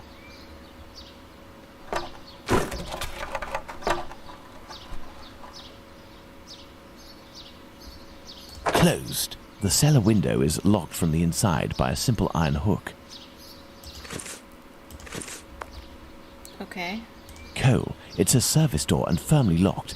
There must be a stock room in the cellar beneath this room. If I can just get into the coal cellar, I shall be in the place.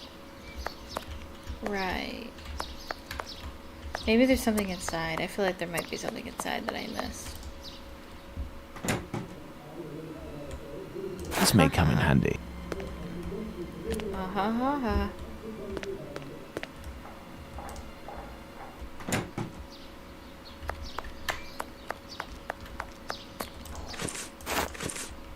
Let's go. Good. Let's try to find the exit that leads to the club.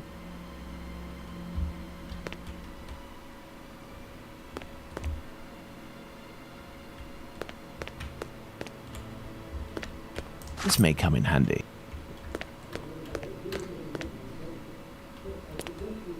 Closed. Empty tin cans.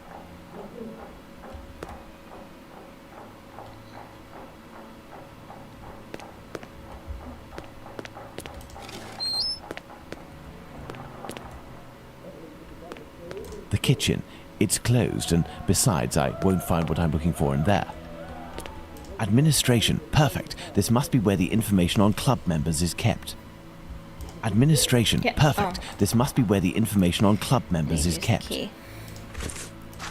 Let's hope that it really is the key to this door. Administration. Perfect. This must be where the information on club members is kept.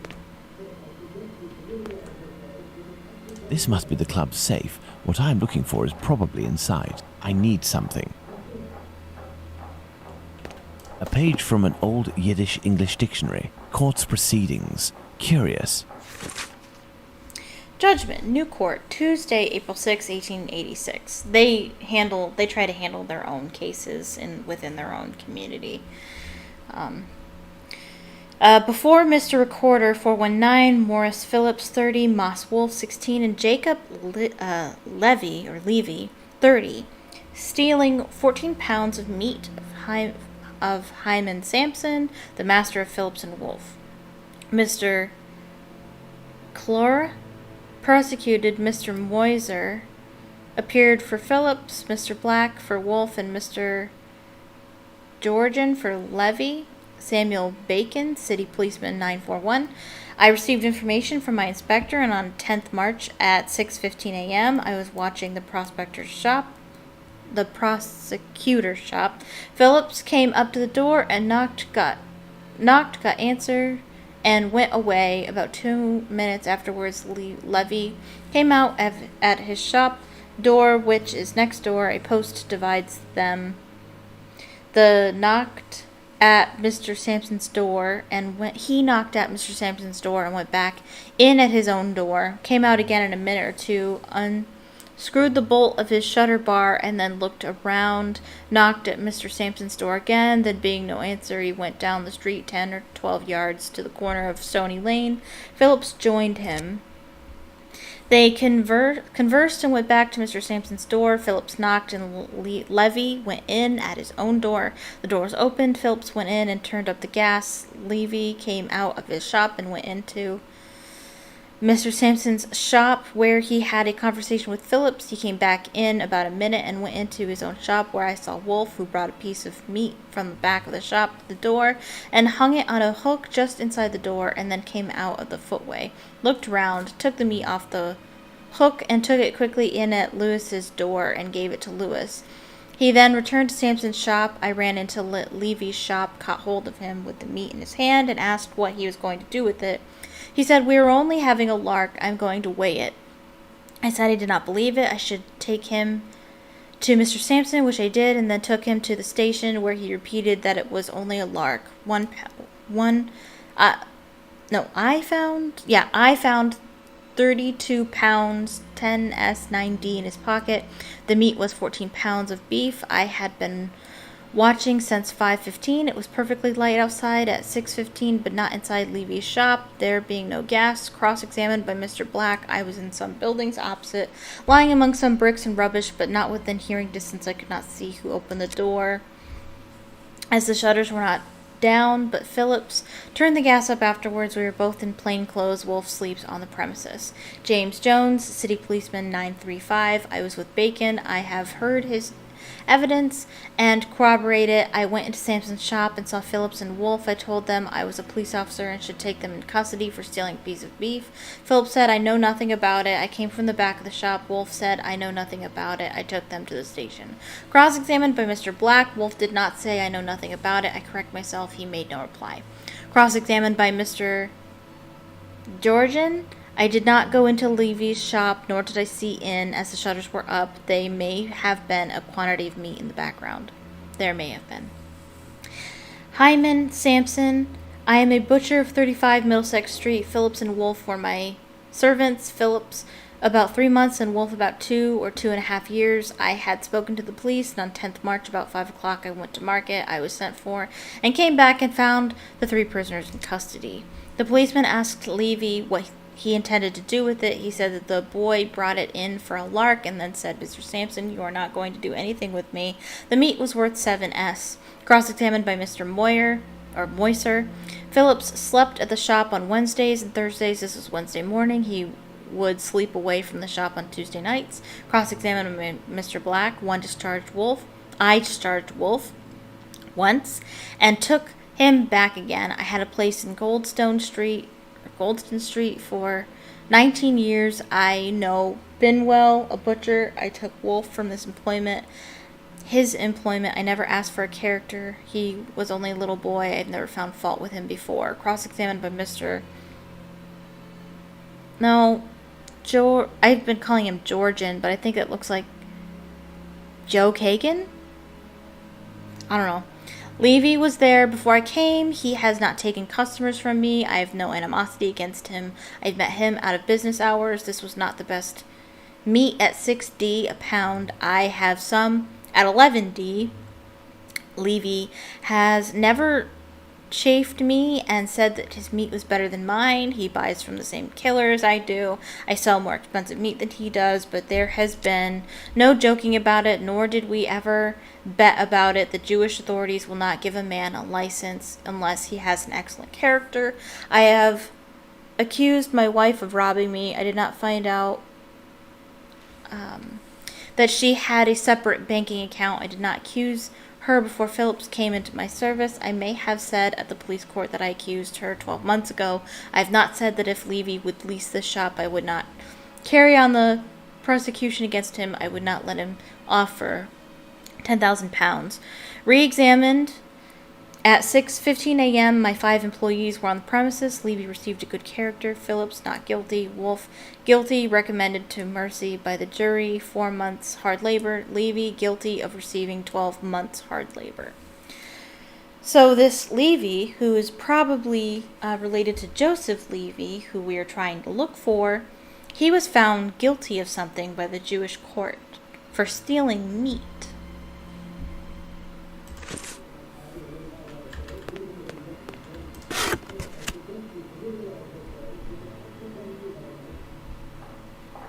Some square metal tokens. Curious. There is a document. Sir, I wanted to let you know that if your club needed kosher meat when you have any special functions, I would be available to furnish it for you, guaranteed by compliment abattoir. It will be delivered directly to your society at a time that is convenient. Reasonable prices. Do not hesitate to call upon my services. Jacob Levy.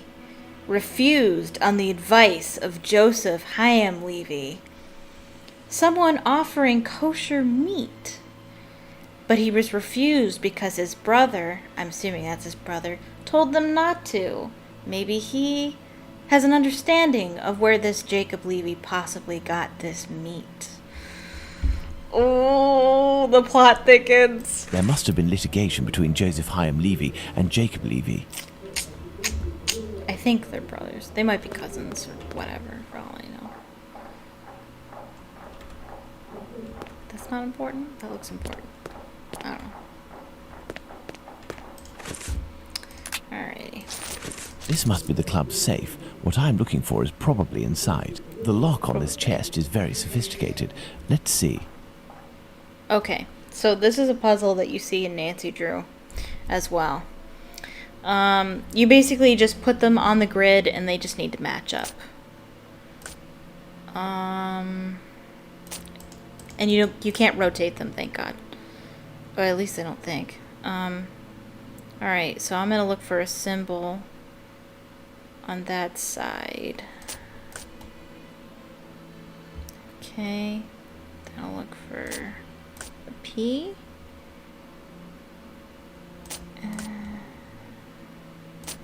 No.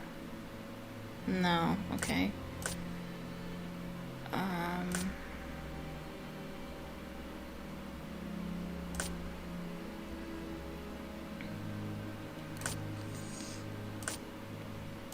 Let's try this one. This is going to take a little while. A couple of tries.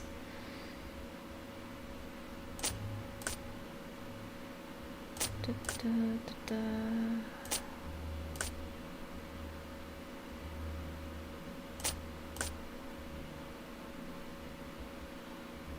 No.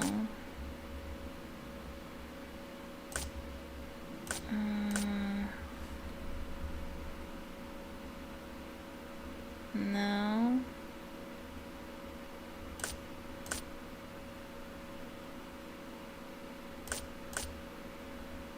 No.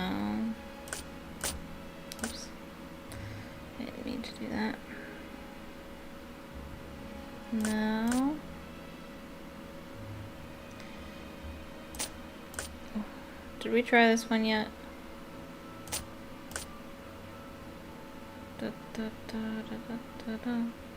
Oh.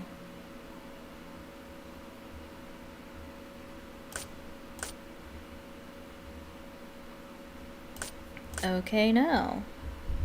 Okay, so not that one. Kind of look like a whale. Whale? I don't see that symbol anywhere else.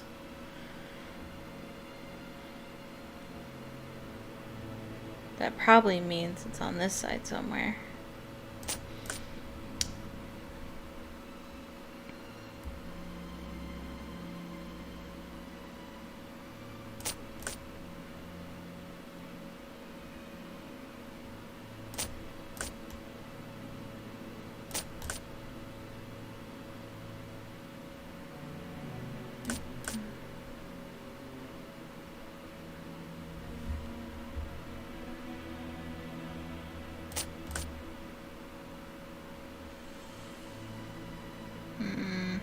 No.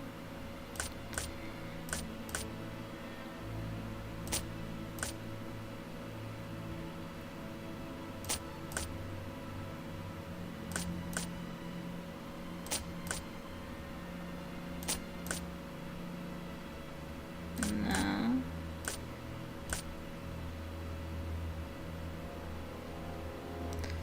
No. No.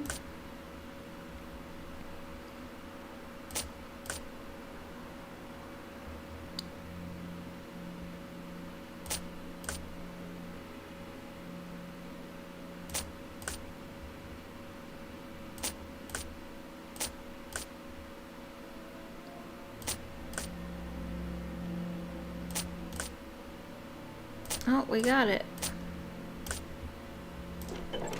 Elementary.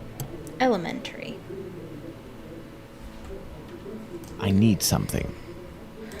Yiddish dictionary. These documents contain some words in Oh, Yiddish, no. which reads from right to left. Right to left. Okay. We know from Kabbalah the power of gematria that enables us to count everything in the world, seen and unseen. Thus we know that Lester counts as 439, and he is blessed because 439 is also that, which means the man of God. Dear Joseph, I did the counting of names for our club members, which is as follows. Mr. Bath is 403, Bet 2, Alf 1, and Thaw 400. Mr. Hammer is 356, Hay 5, Alf 1, Mem 40, Mem 40, Ain 70, and Reesh 200. Sincerely yours. P.S. Please tell Mr. Mural that provided his name is spelled as that, he is 346. I have no idea what we're trying to do. I have no sweet clue what we're trying to do.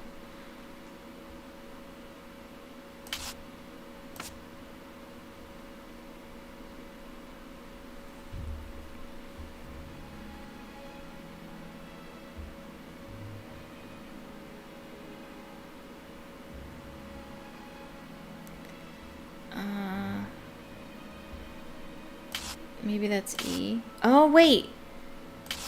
That means it's right. I think that green means it's right. That's helpful. Oh my gosh, that's so helpful. I'm just guessing. Oh my goodness. I have no idea what any of this means, but I'm just matching up the numbers with the alphabet. I don't know. I don't know. This symbol is a 6, so I'm like 1, 2, 3, 4, 5, 6. Okay, that one's wrong. Okay, that's where my guesses fail. I don't know. I don't know. I have no sweet clue how to do this puzzle.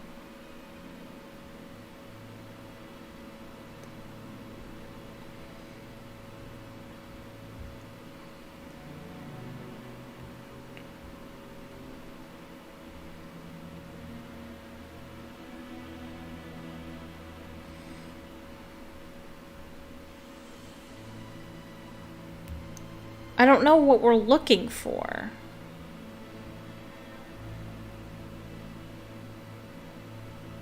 You know? I don't understand what the numbers mean.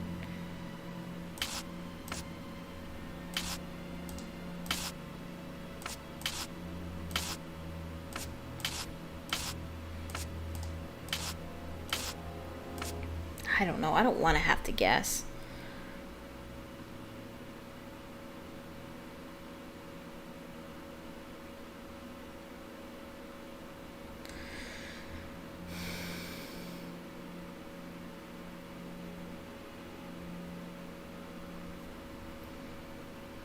I don't know what we're trying to spell here. I don't know.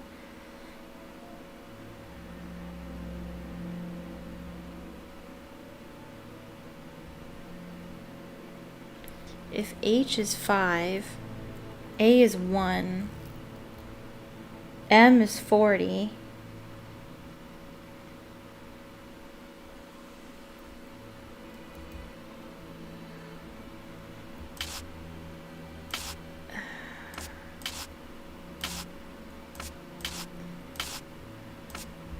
I don't know. We're looking for 30. What letter would represent 30? Lester. Is it an S? No. Well, I just thought because this symbol is here, it would be an S. Leste. Okay, that doesn't really.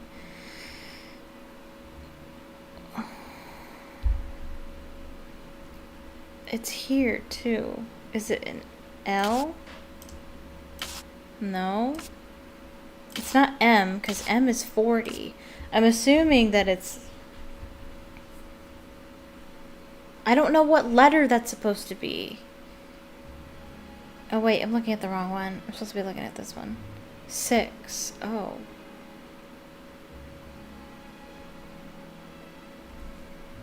I don't know. What would equal 6? What letter equals 6? E would make the most sense to me.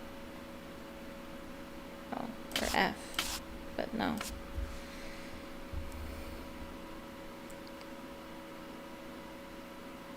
What letter is that? I don't know. 6.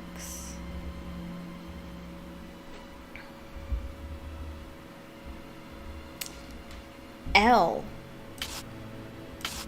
Oh, I don't know. N O P Q R S T U U. Oh. Oh, all together, that would be, oh, okay, okay. Okay, well, this one's a 30.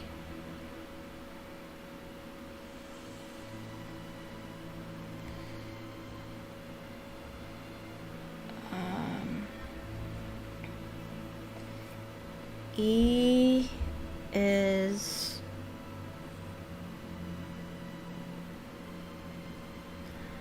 I don't know. We don't know what L is. Maybe that's an L. It is. Okay. And then this symbol... Oh, I was thinking that would be an L too.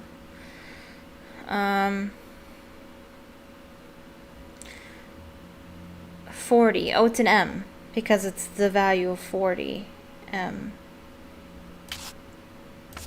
Okay. And then this one...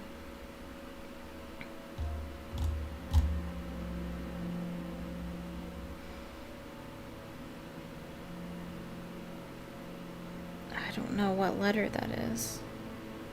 It's not an L. Oh, it reads from right to left. Oh. So then that would be an E. And then that letter. M-U-R. It would be an R. Excellent. All now, right. on to I the figured next it out step. in the end. Oh, man. Okay, so we want to look up Joseph Levy. Or Levy. Born in Aldgate, 1841. Membership, April 14th, 1887. Home address, 36 Middlesex Street. Aldgate. Profession, self-employed butcher at 1 Hutchinson Street, Aldgate. Dues, 10 shillings, 6 pence, April 14, 1887. 11 shillings, April 15th, 1888. Here we are. I have the address of this Joseph Hyam Levy, 36 Middlesex Street. Now, let's try to get out of here without being seen. I wonder if we could have This may come in handy. I wonder if we could have looked at Joseph. Or Jacob. Was Jacob even on there? I don't know.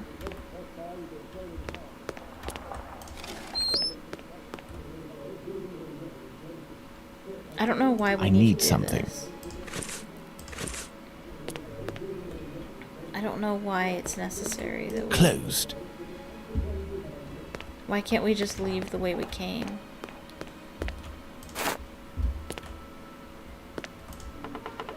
Blast! My exit has been sealed off. The barrel was replaced. I'll have to find another way.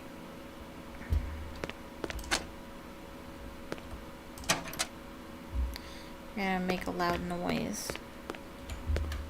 Da, da, da, da.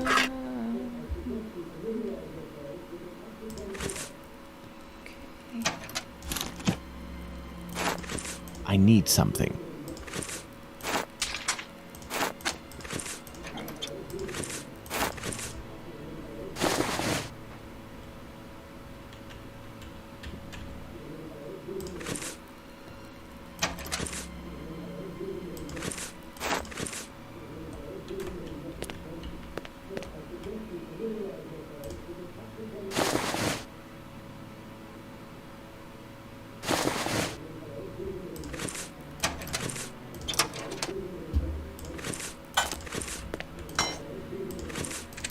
Now let's quickly hide in administration.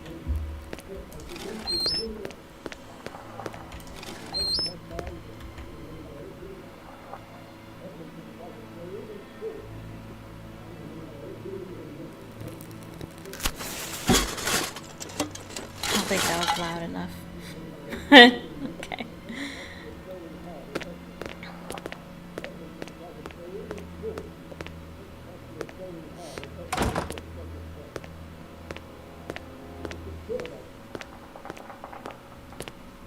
Let's visit Joseph Levy at 36 Middlesex Street. Alright, you ready? Wow, there's so many different places. It's in the zone. Here I am in Middlesex Street. Let's find number 36.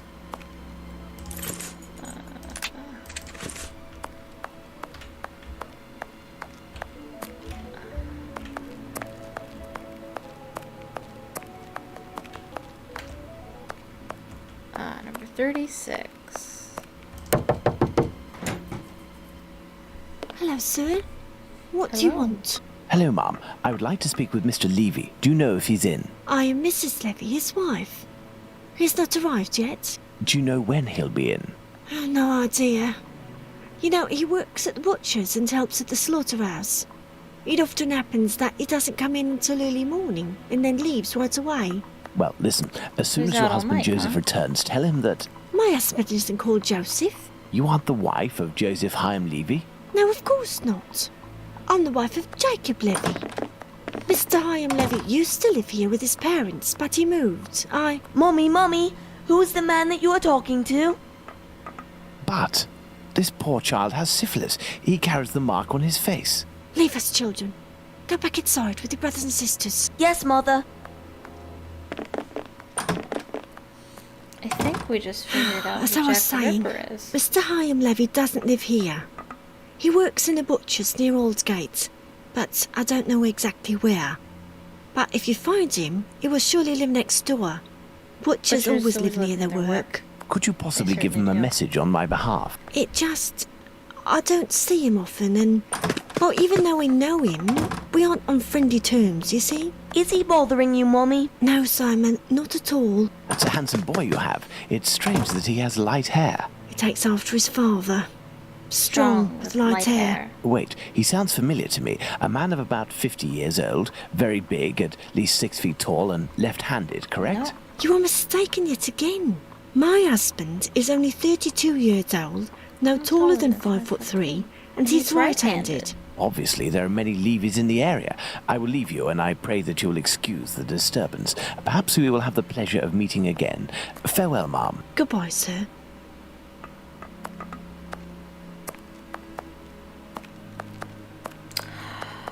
Look who it is. Daddy! I must return to Baker Street. Let's go to Baker Street. I think we just met the devil himself. Well, Watson, not looking so good. Whose fault is that, Holmes? If you hadn't shown me your masterpiece in clay. Some actions have much larger repercussions than would be assumed at first glance. Listen, Watson, in a few minutes I will leave Baker Street in order to meet Jack the Ripper and put an end to his crimes. Beforehand, I want to go over all our discoveries to assure myself that everything is clear. Jack the Ripper? You know the identity of Jack the Ripper? Without a shadow of a doubt, Watson, and I assure you that we are in possession of all the elements required to determine who Jack the Ripper is. Would you like to do this work with me? I would love to. Well, we are still missing certain information in order to finish this investigation, Watson. Time to make some deductions. Though I can't read them. Jack the Ripper offered a gift to each of his victims before killing them. Jack the Ripper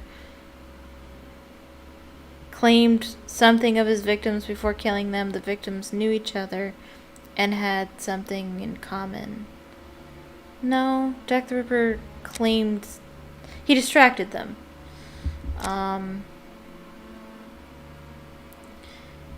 We determined all of these already beforehand in previous episodes.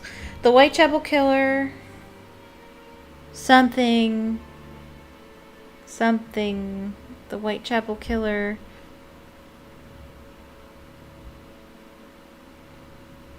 Oh my goodness, I can't read it. The resolution on the screen makes this not easy to read at all. Let me go back to the walkthrough here.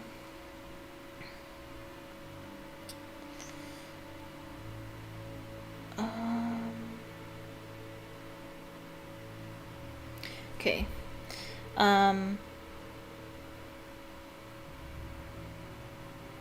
The Whitechapel Killer proceeded in the same way.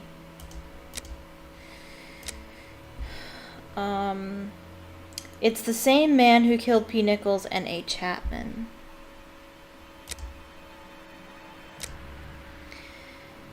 It's the same man who killed L. Stride and K. Edos.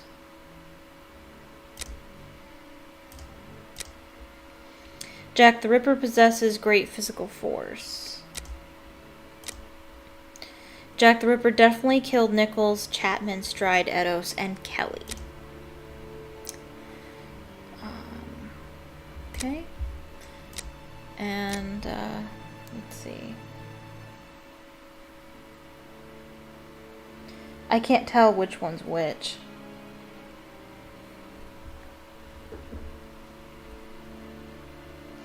The same butcher knife was used in the crimes against Nichols, Chapman, Stride, Edos, and Kelly. I think that's what this says. So we determined that he committed all the murders. They're all committed by one person. And this one says M.J. Kelly, Mary Jane Kelly is her name.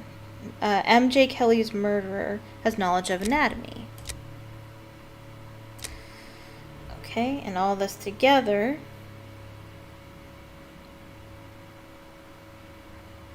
Maybe I should read this. The murderer cut open Polly Nichols' throat. I don't know which one that one is. Oh, this one. A. Chapman's killer used a weapon of great size. A. Chapman's killer wanted to decapitate her. The knife blade used in Elstride's murder was thin. Kay Eddowes' murder, new anatomy. Oh, no, that one. The murderer opened Kay Eddowes' abdomen like that of an animal. And then M.J. Kelly's murderer has knowledge of anatomy.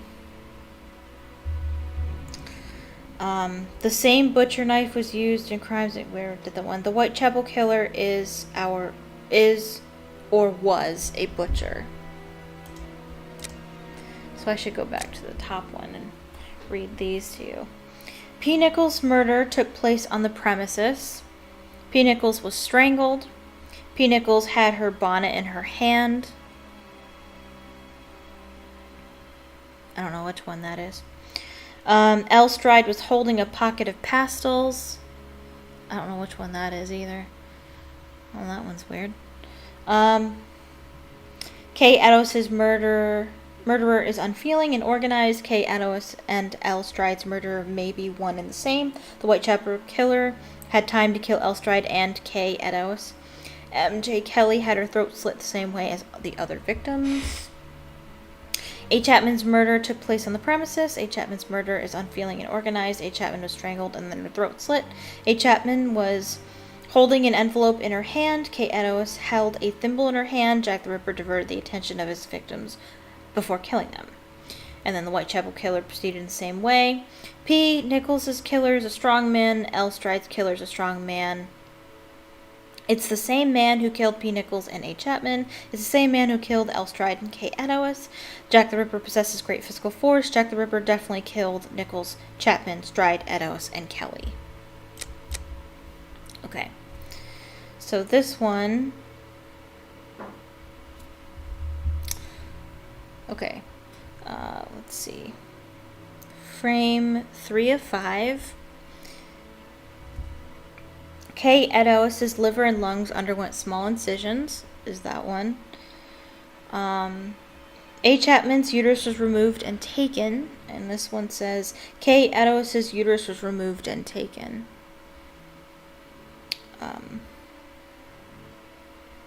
Okay. So then this one says, there is no organ trafficking in London. This one says, M.J. Kelly's heart was removed in the same way as the other murders. M.J. Kelly's lungs were subject to incisions. And many of M.J. Kelly's organs are detached. And all this put together, we come to the conclusion that the killer wanted to verify the health of his victims. I can't read which one. And Jack the Ripper removed the victim's organs when he could. Alright, 4 out of 5. Why can't... Okay. The murderer stole A. Chapman's rings. The murderer searched A. Chapman. The murderer searched Kay Eddowes. Is P. Nichols' murderer right-handed or left-handed? A. Chapman's killer must be right-handed. Elstride's killer is right-handed.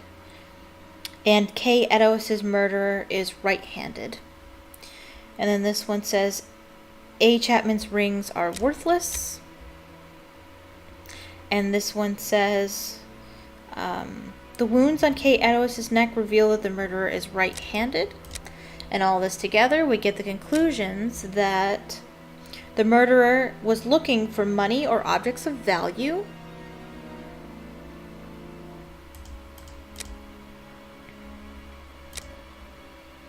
The Whitechapel killer is poor.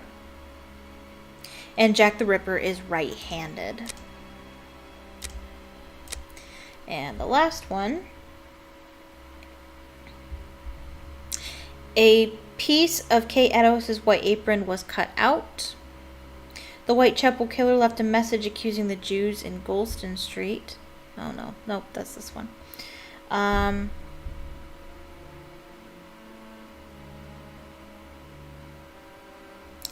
Kate Edos's nose was disfigured. Kate Edos's eyelids were cut. Kate Edos's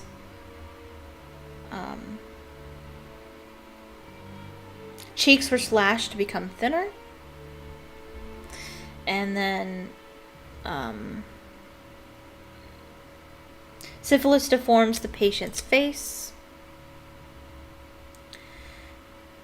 The Whitechapel killer left a message accusing the Jews in Goulston Street. A piece of apron was found in Goulston Street near the message accusing the Jews. And MJ Kelly was disfigured. And all this together makes us come to the conclusion that Jack the Ripper has a score to settle with the Jewish community. Jack the Ripper wanted to give his last victims the appearance of syphilis, which means Jack the Ripper was confronted with syphilis. Perfect, Watson. Let's determine who Jack the Ripper is, Watson. Let's do it. Where's the... Oh, right here. Thus, we have 5 suspects. Let's add the elements that correspond to each of them. Though most of them aren't real suspects. You pretty much know who it is at this point. Jack the Ripper was confronted with syphilis. So now they're all right-handed. Okay. So now we need to put this under the suspect where it applies. So which of these people have been affected by syphilis? Hardman has been affected by syphilis. As far as we know... Oh, and of course, Jacob Levy, his kids, has syphilis. The Whitechapel killer is poor. Hardiman is poor. Levy is poor. And... I don't know, is he poor? I don't know if that counts. The Whitechapel killer is or was a butcher. James Hardiman is a butcher. Jacob Levy. I feel like it's Levy. Or Levi or something. He was once a butcher. Jack the Ripper has a score to settle with the Jewish community. I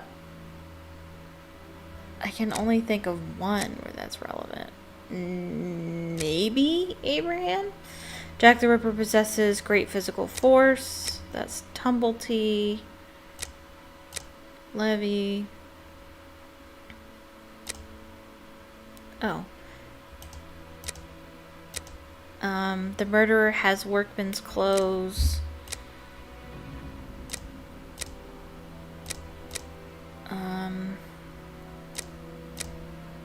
Oh. It tells you if it's wrong? Oh, interesting. That's counterintuitive. Jack the Ripper lives in the ward of Aldgate.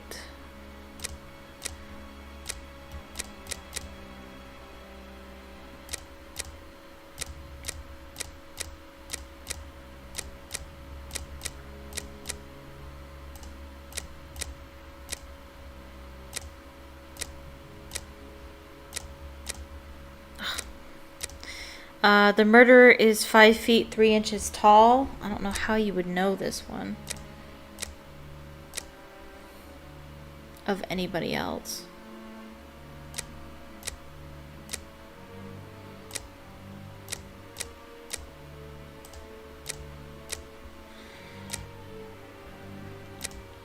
The murderer has light-colored hair and mustache.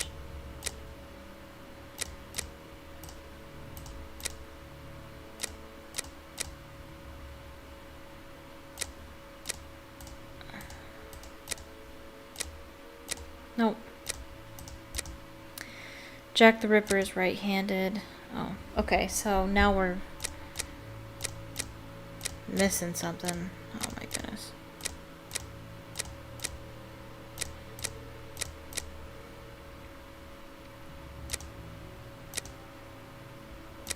Jack the Ripper is right-handed.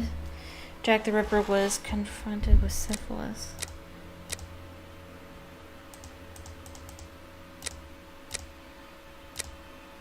Okay, so it's not that one. Poor.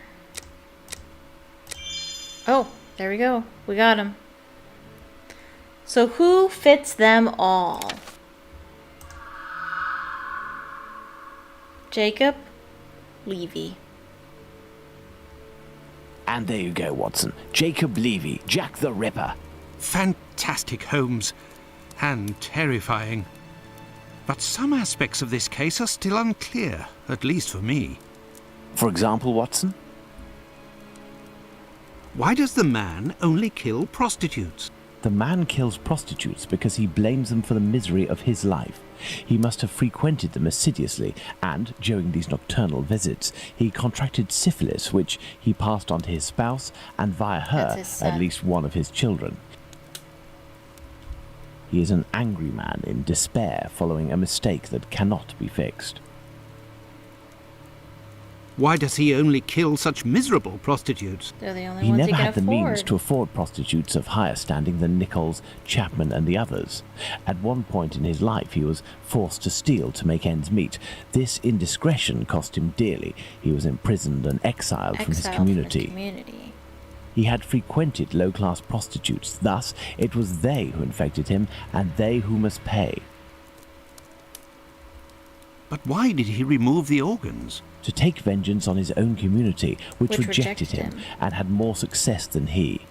He is a man who bore the burden of a sinister reputation, that of a thief and a madman, because of his internment. So he took his vengeance in the most cowardly and horrific manner imaginable. He rubbed his knife on the uterus of a sick prostitute before using it. He passed Edow's kidney off as a veal kidney. That's disgusting. Why did he disfigure the faces of the last two victims? So he caused the Revenge, Jews yet to again, Watson. This is go what you did against to my kosher child. and You to will eat suffer the human same fate. organs. And the piece of apron and the message at Goulston Street? The only reason to have placed the piece of apron incriminating the message and attracting attention towards himself is that the people that Levy holds responsible for his arrest live in this building. The butcher's where he committed the theft is found in Goulston Street, and the majority of the butchers who denounced him surely live close to their workplaces. But finally, Holmes, why didn't his wife or anyone else notice anything? His wife has many children and must be very busy. The man is a butcher, which must facilitate things when one is questioned by the police in the street and must justify the bloodstains on oneself. Furthermore, butchers often work during the night as the meat must be sold fresh each morning. His nocturnal absences were easily justifiable. Finally, he works in the butchers or slaughterhouses. Nothing could be more simple than slipping a kidney in here and using a knife soiled with human blood there. This story is frightful, Holmes. Indeed, Watson. Lies, infidelity, venereal disease, murder, mutilation, and finally cannibalism. A complete anthology of what humans at their most vile are capable. Let's go at once to Whitechapel and put this madman where he can do no more harm, Holmes. Let's, Watson. But he has a different idea of justice. Oh, we're finishing this. We're right at the end here. I do believe we are not alone. Yep. I hope these men We won't brought prevent us some from strong passing. Me? Jewish no. men. But you, yes, Watson. Your journey ends here tonight. And it's very important that it You're does. sometimes a little hot-headed. Moreover, Mr. Solomonovich has a few things to tell you. I won't be long. Yeah. You can come in, Mr. Holmes. He's waiting for you inside. Everything was organized according to your instructions. I don't know how to thank you. Later. Dr. Watson is awaiting an explanation from you.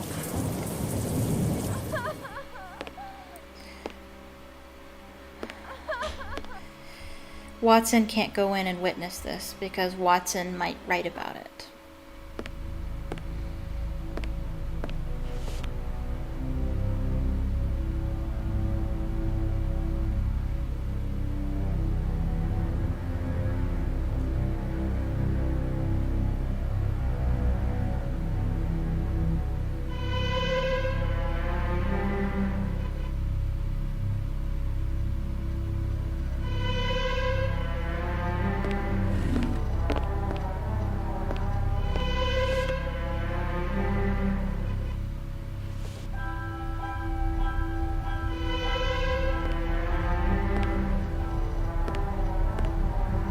first murder.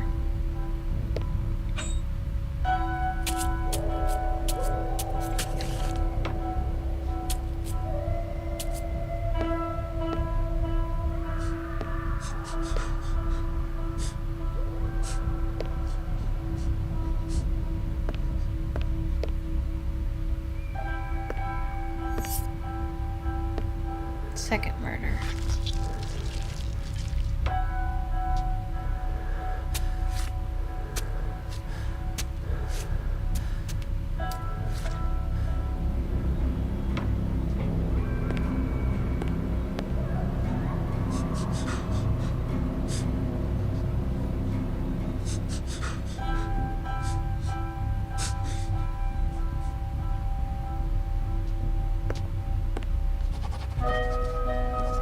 Where's the message on the wall?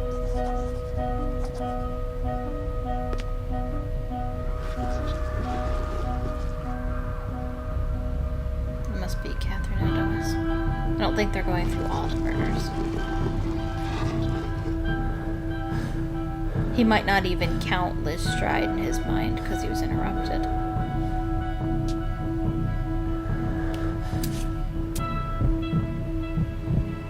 Removing the heart from Mary Jane Kelly.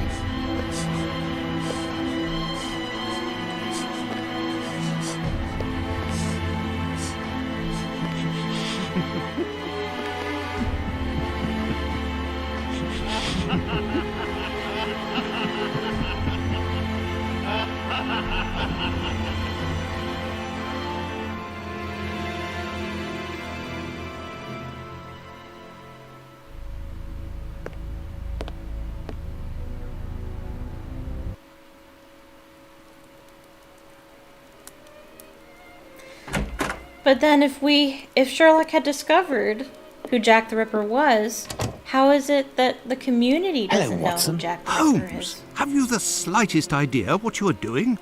I think so, Watson. Leaving this bloodthirsty pervert at liberty and hiding his existence from the London police? What folly! He chose not to tell anybody who Jack the Ripper Certainly, is. the police will never find their man, but with so many men deployed, this affair will indirectly have a benevolent effect on the crime in the vicinity. But Holmes, wait! Justice hasn't been served, and we are accomplices to the fact. Justice? But I don't serve justice, Watson. I serve truth, and incidentally, I serve my country, and I don't think that I have ever served it better than today. Imagine if after months of terror and a murder as abominable as that of Miller's Court, we deliver to the English people a man of the Jewish faith, a journeyman and head of family as the guilty party. A man who forced members of his own people to eat human flesh. All of this contained tension would have exploded in a myriad of anti-Semitic acts which would have thrown Whitechapel into a rage of fire and blood. And this man's family, who are completely innocent and have suffered more than their lot, would have been the first in the line of sight. Should we condemn an entire people to shame and promise them 1,000 wounds because one of their members committed an unmentionable crime? Neither I nor you have the right to do so. Jacob Levy, Jack the Ripper, is now in the hands of his own people. I have complete faith in Mr. Solomovich and the members of his community who, I remind you, courageously helped us. They took great risks and acted with the most salutary discretion. And, oh yes, it is understood that you cannot chronicle this investigation. See, It can't would write be about it. best to invent a story that takes us far from London during the somber period, in pursuit of, let's see, something challenging. A ghostly dog that glows in the night. That's Don't the be Hounds of ridiculous, Baskerville. Holmes. Or the But what Hound will of the happen now? Baskervilles. The Always police get will that mixed up. endure a serious setback and a real loss of credibility. And this man? Well, a few months after the murders have ceased, the police commission, finding themselves at an impasse, will come up with a story to tell, and everyone will vow that they know the secret identity of the killer without having the right to reveal it. As for Jacob Levy, Jack the Ripper, he will be imprisoned by his own people. He will pace like a lion in its cage until the end of his days, haunted by his crimes and his insatiable vengeance, until finally the disease which drove him to kill those poor women will finish its work and make him its final victim. The murder of Mary Jane Kelly was Jack the Ripper's last crime. On July 29, 1891, Jacob Levy died of a general paralysis caused by syphilis. In the same year, 1891, the police filed away the case for good without explanation. For the general public, the mystery remained unsolved. Jack the Ripper's shadow roams forever in Whitechapel's alleys.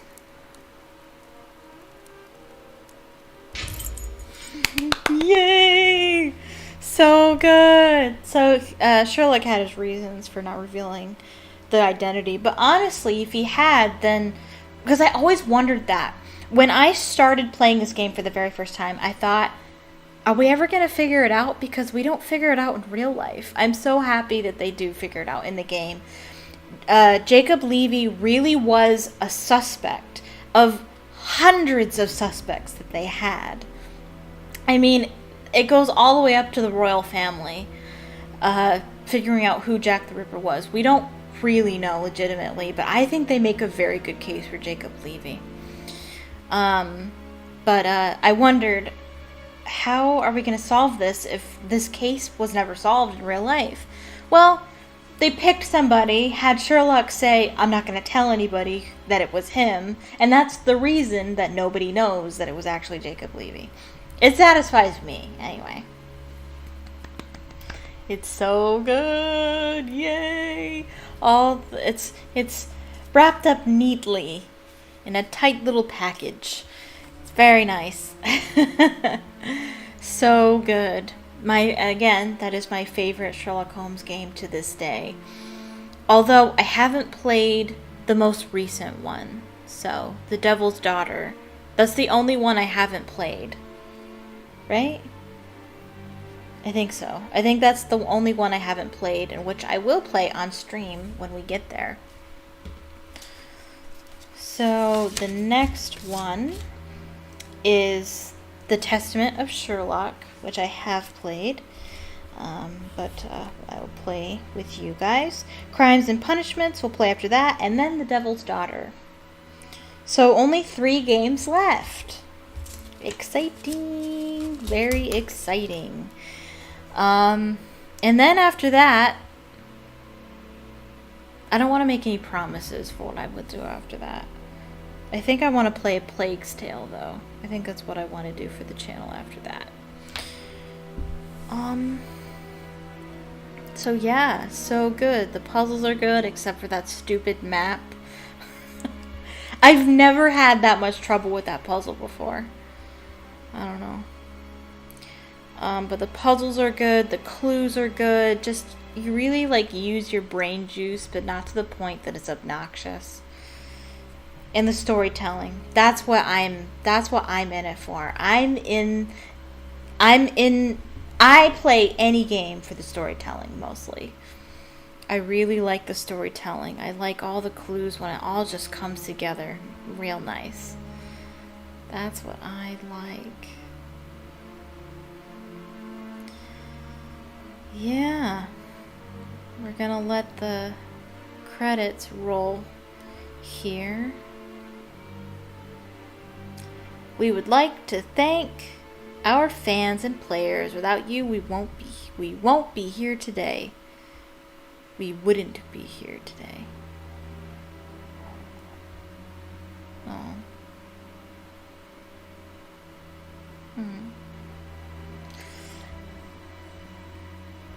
All the game boomers. Casebook Jack the Ripper. The characters and events in this game are based on one of many theories of who Jack the Ripper really was. This game is based on theory rather than fact. The views expressed in this game are not those of its developer, publisher, manufacturer, any licensor, or any person involved with the game.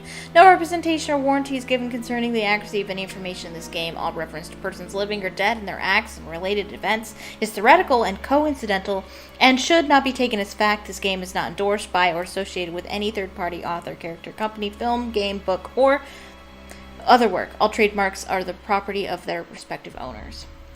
Disclaimer, as you would give, because it's a real-life event. Is that it? Anything spooky?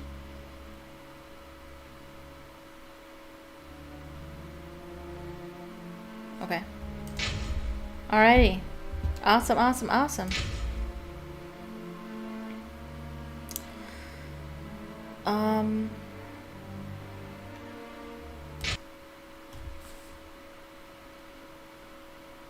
Yeah, okay. So that is it. Thank you so much for watching. I hope you enjoyed the stream. I certainly did.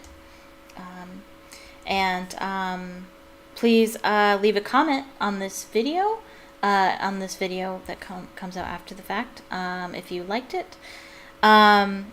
Please leave a like on the video as well. And if you haven't already, click subscribe and click the bell notification icon so you can be notified the next time I live stream and the next time I upload. Thanks, Julia. Yes, I will be live streaming tomorrow at 6 p.m. Eastern Standard Time right here on YouTube. And I'll be having my Storytime Saturday where I'll be reading Harry Potter and the Chamber of Secrets chapters 2 and 3. Follow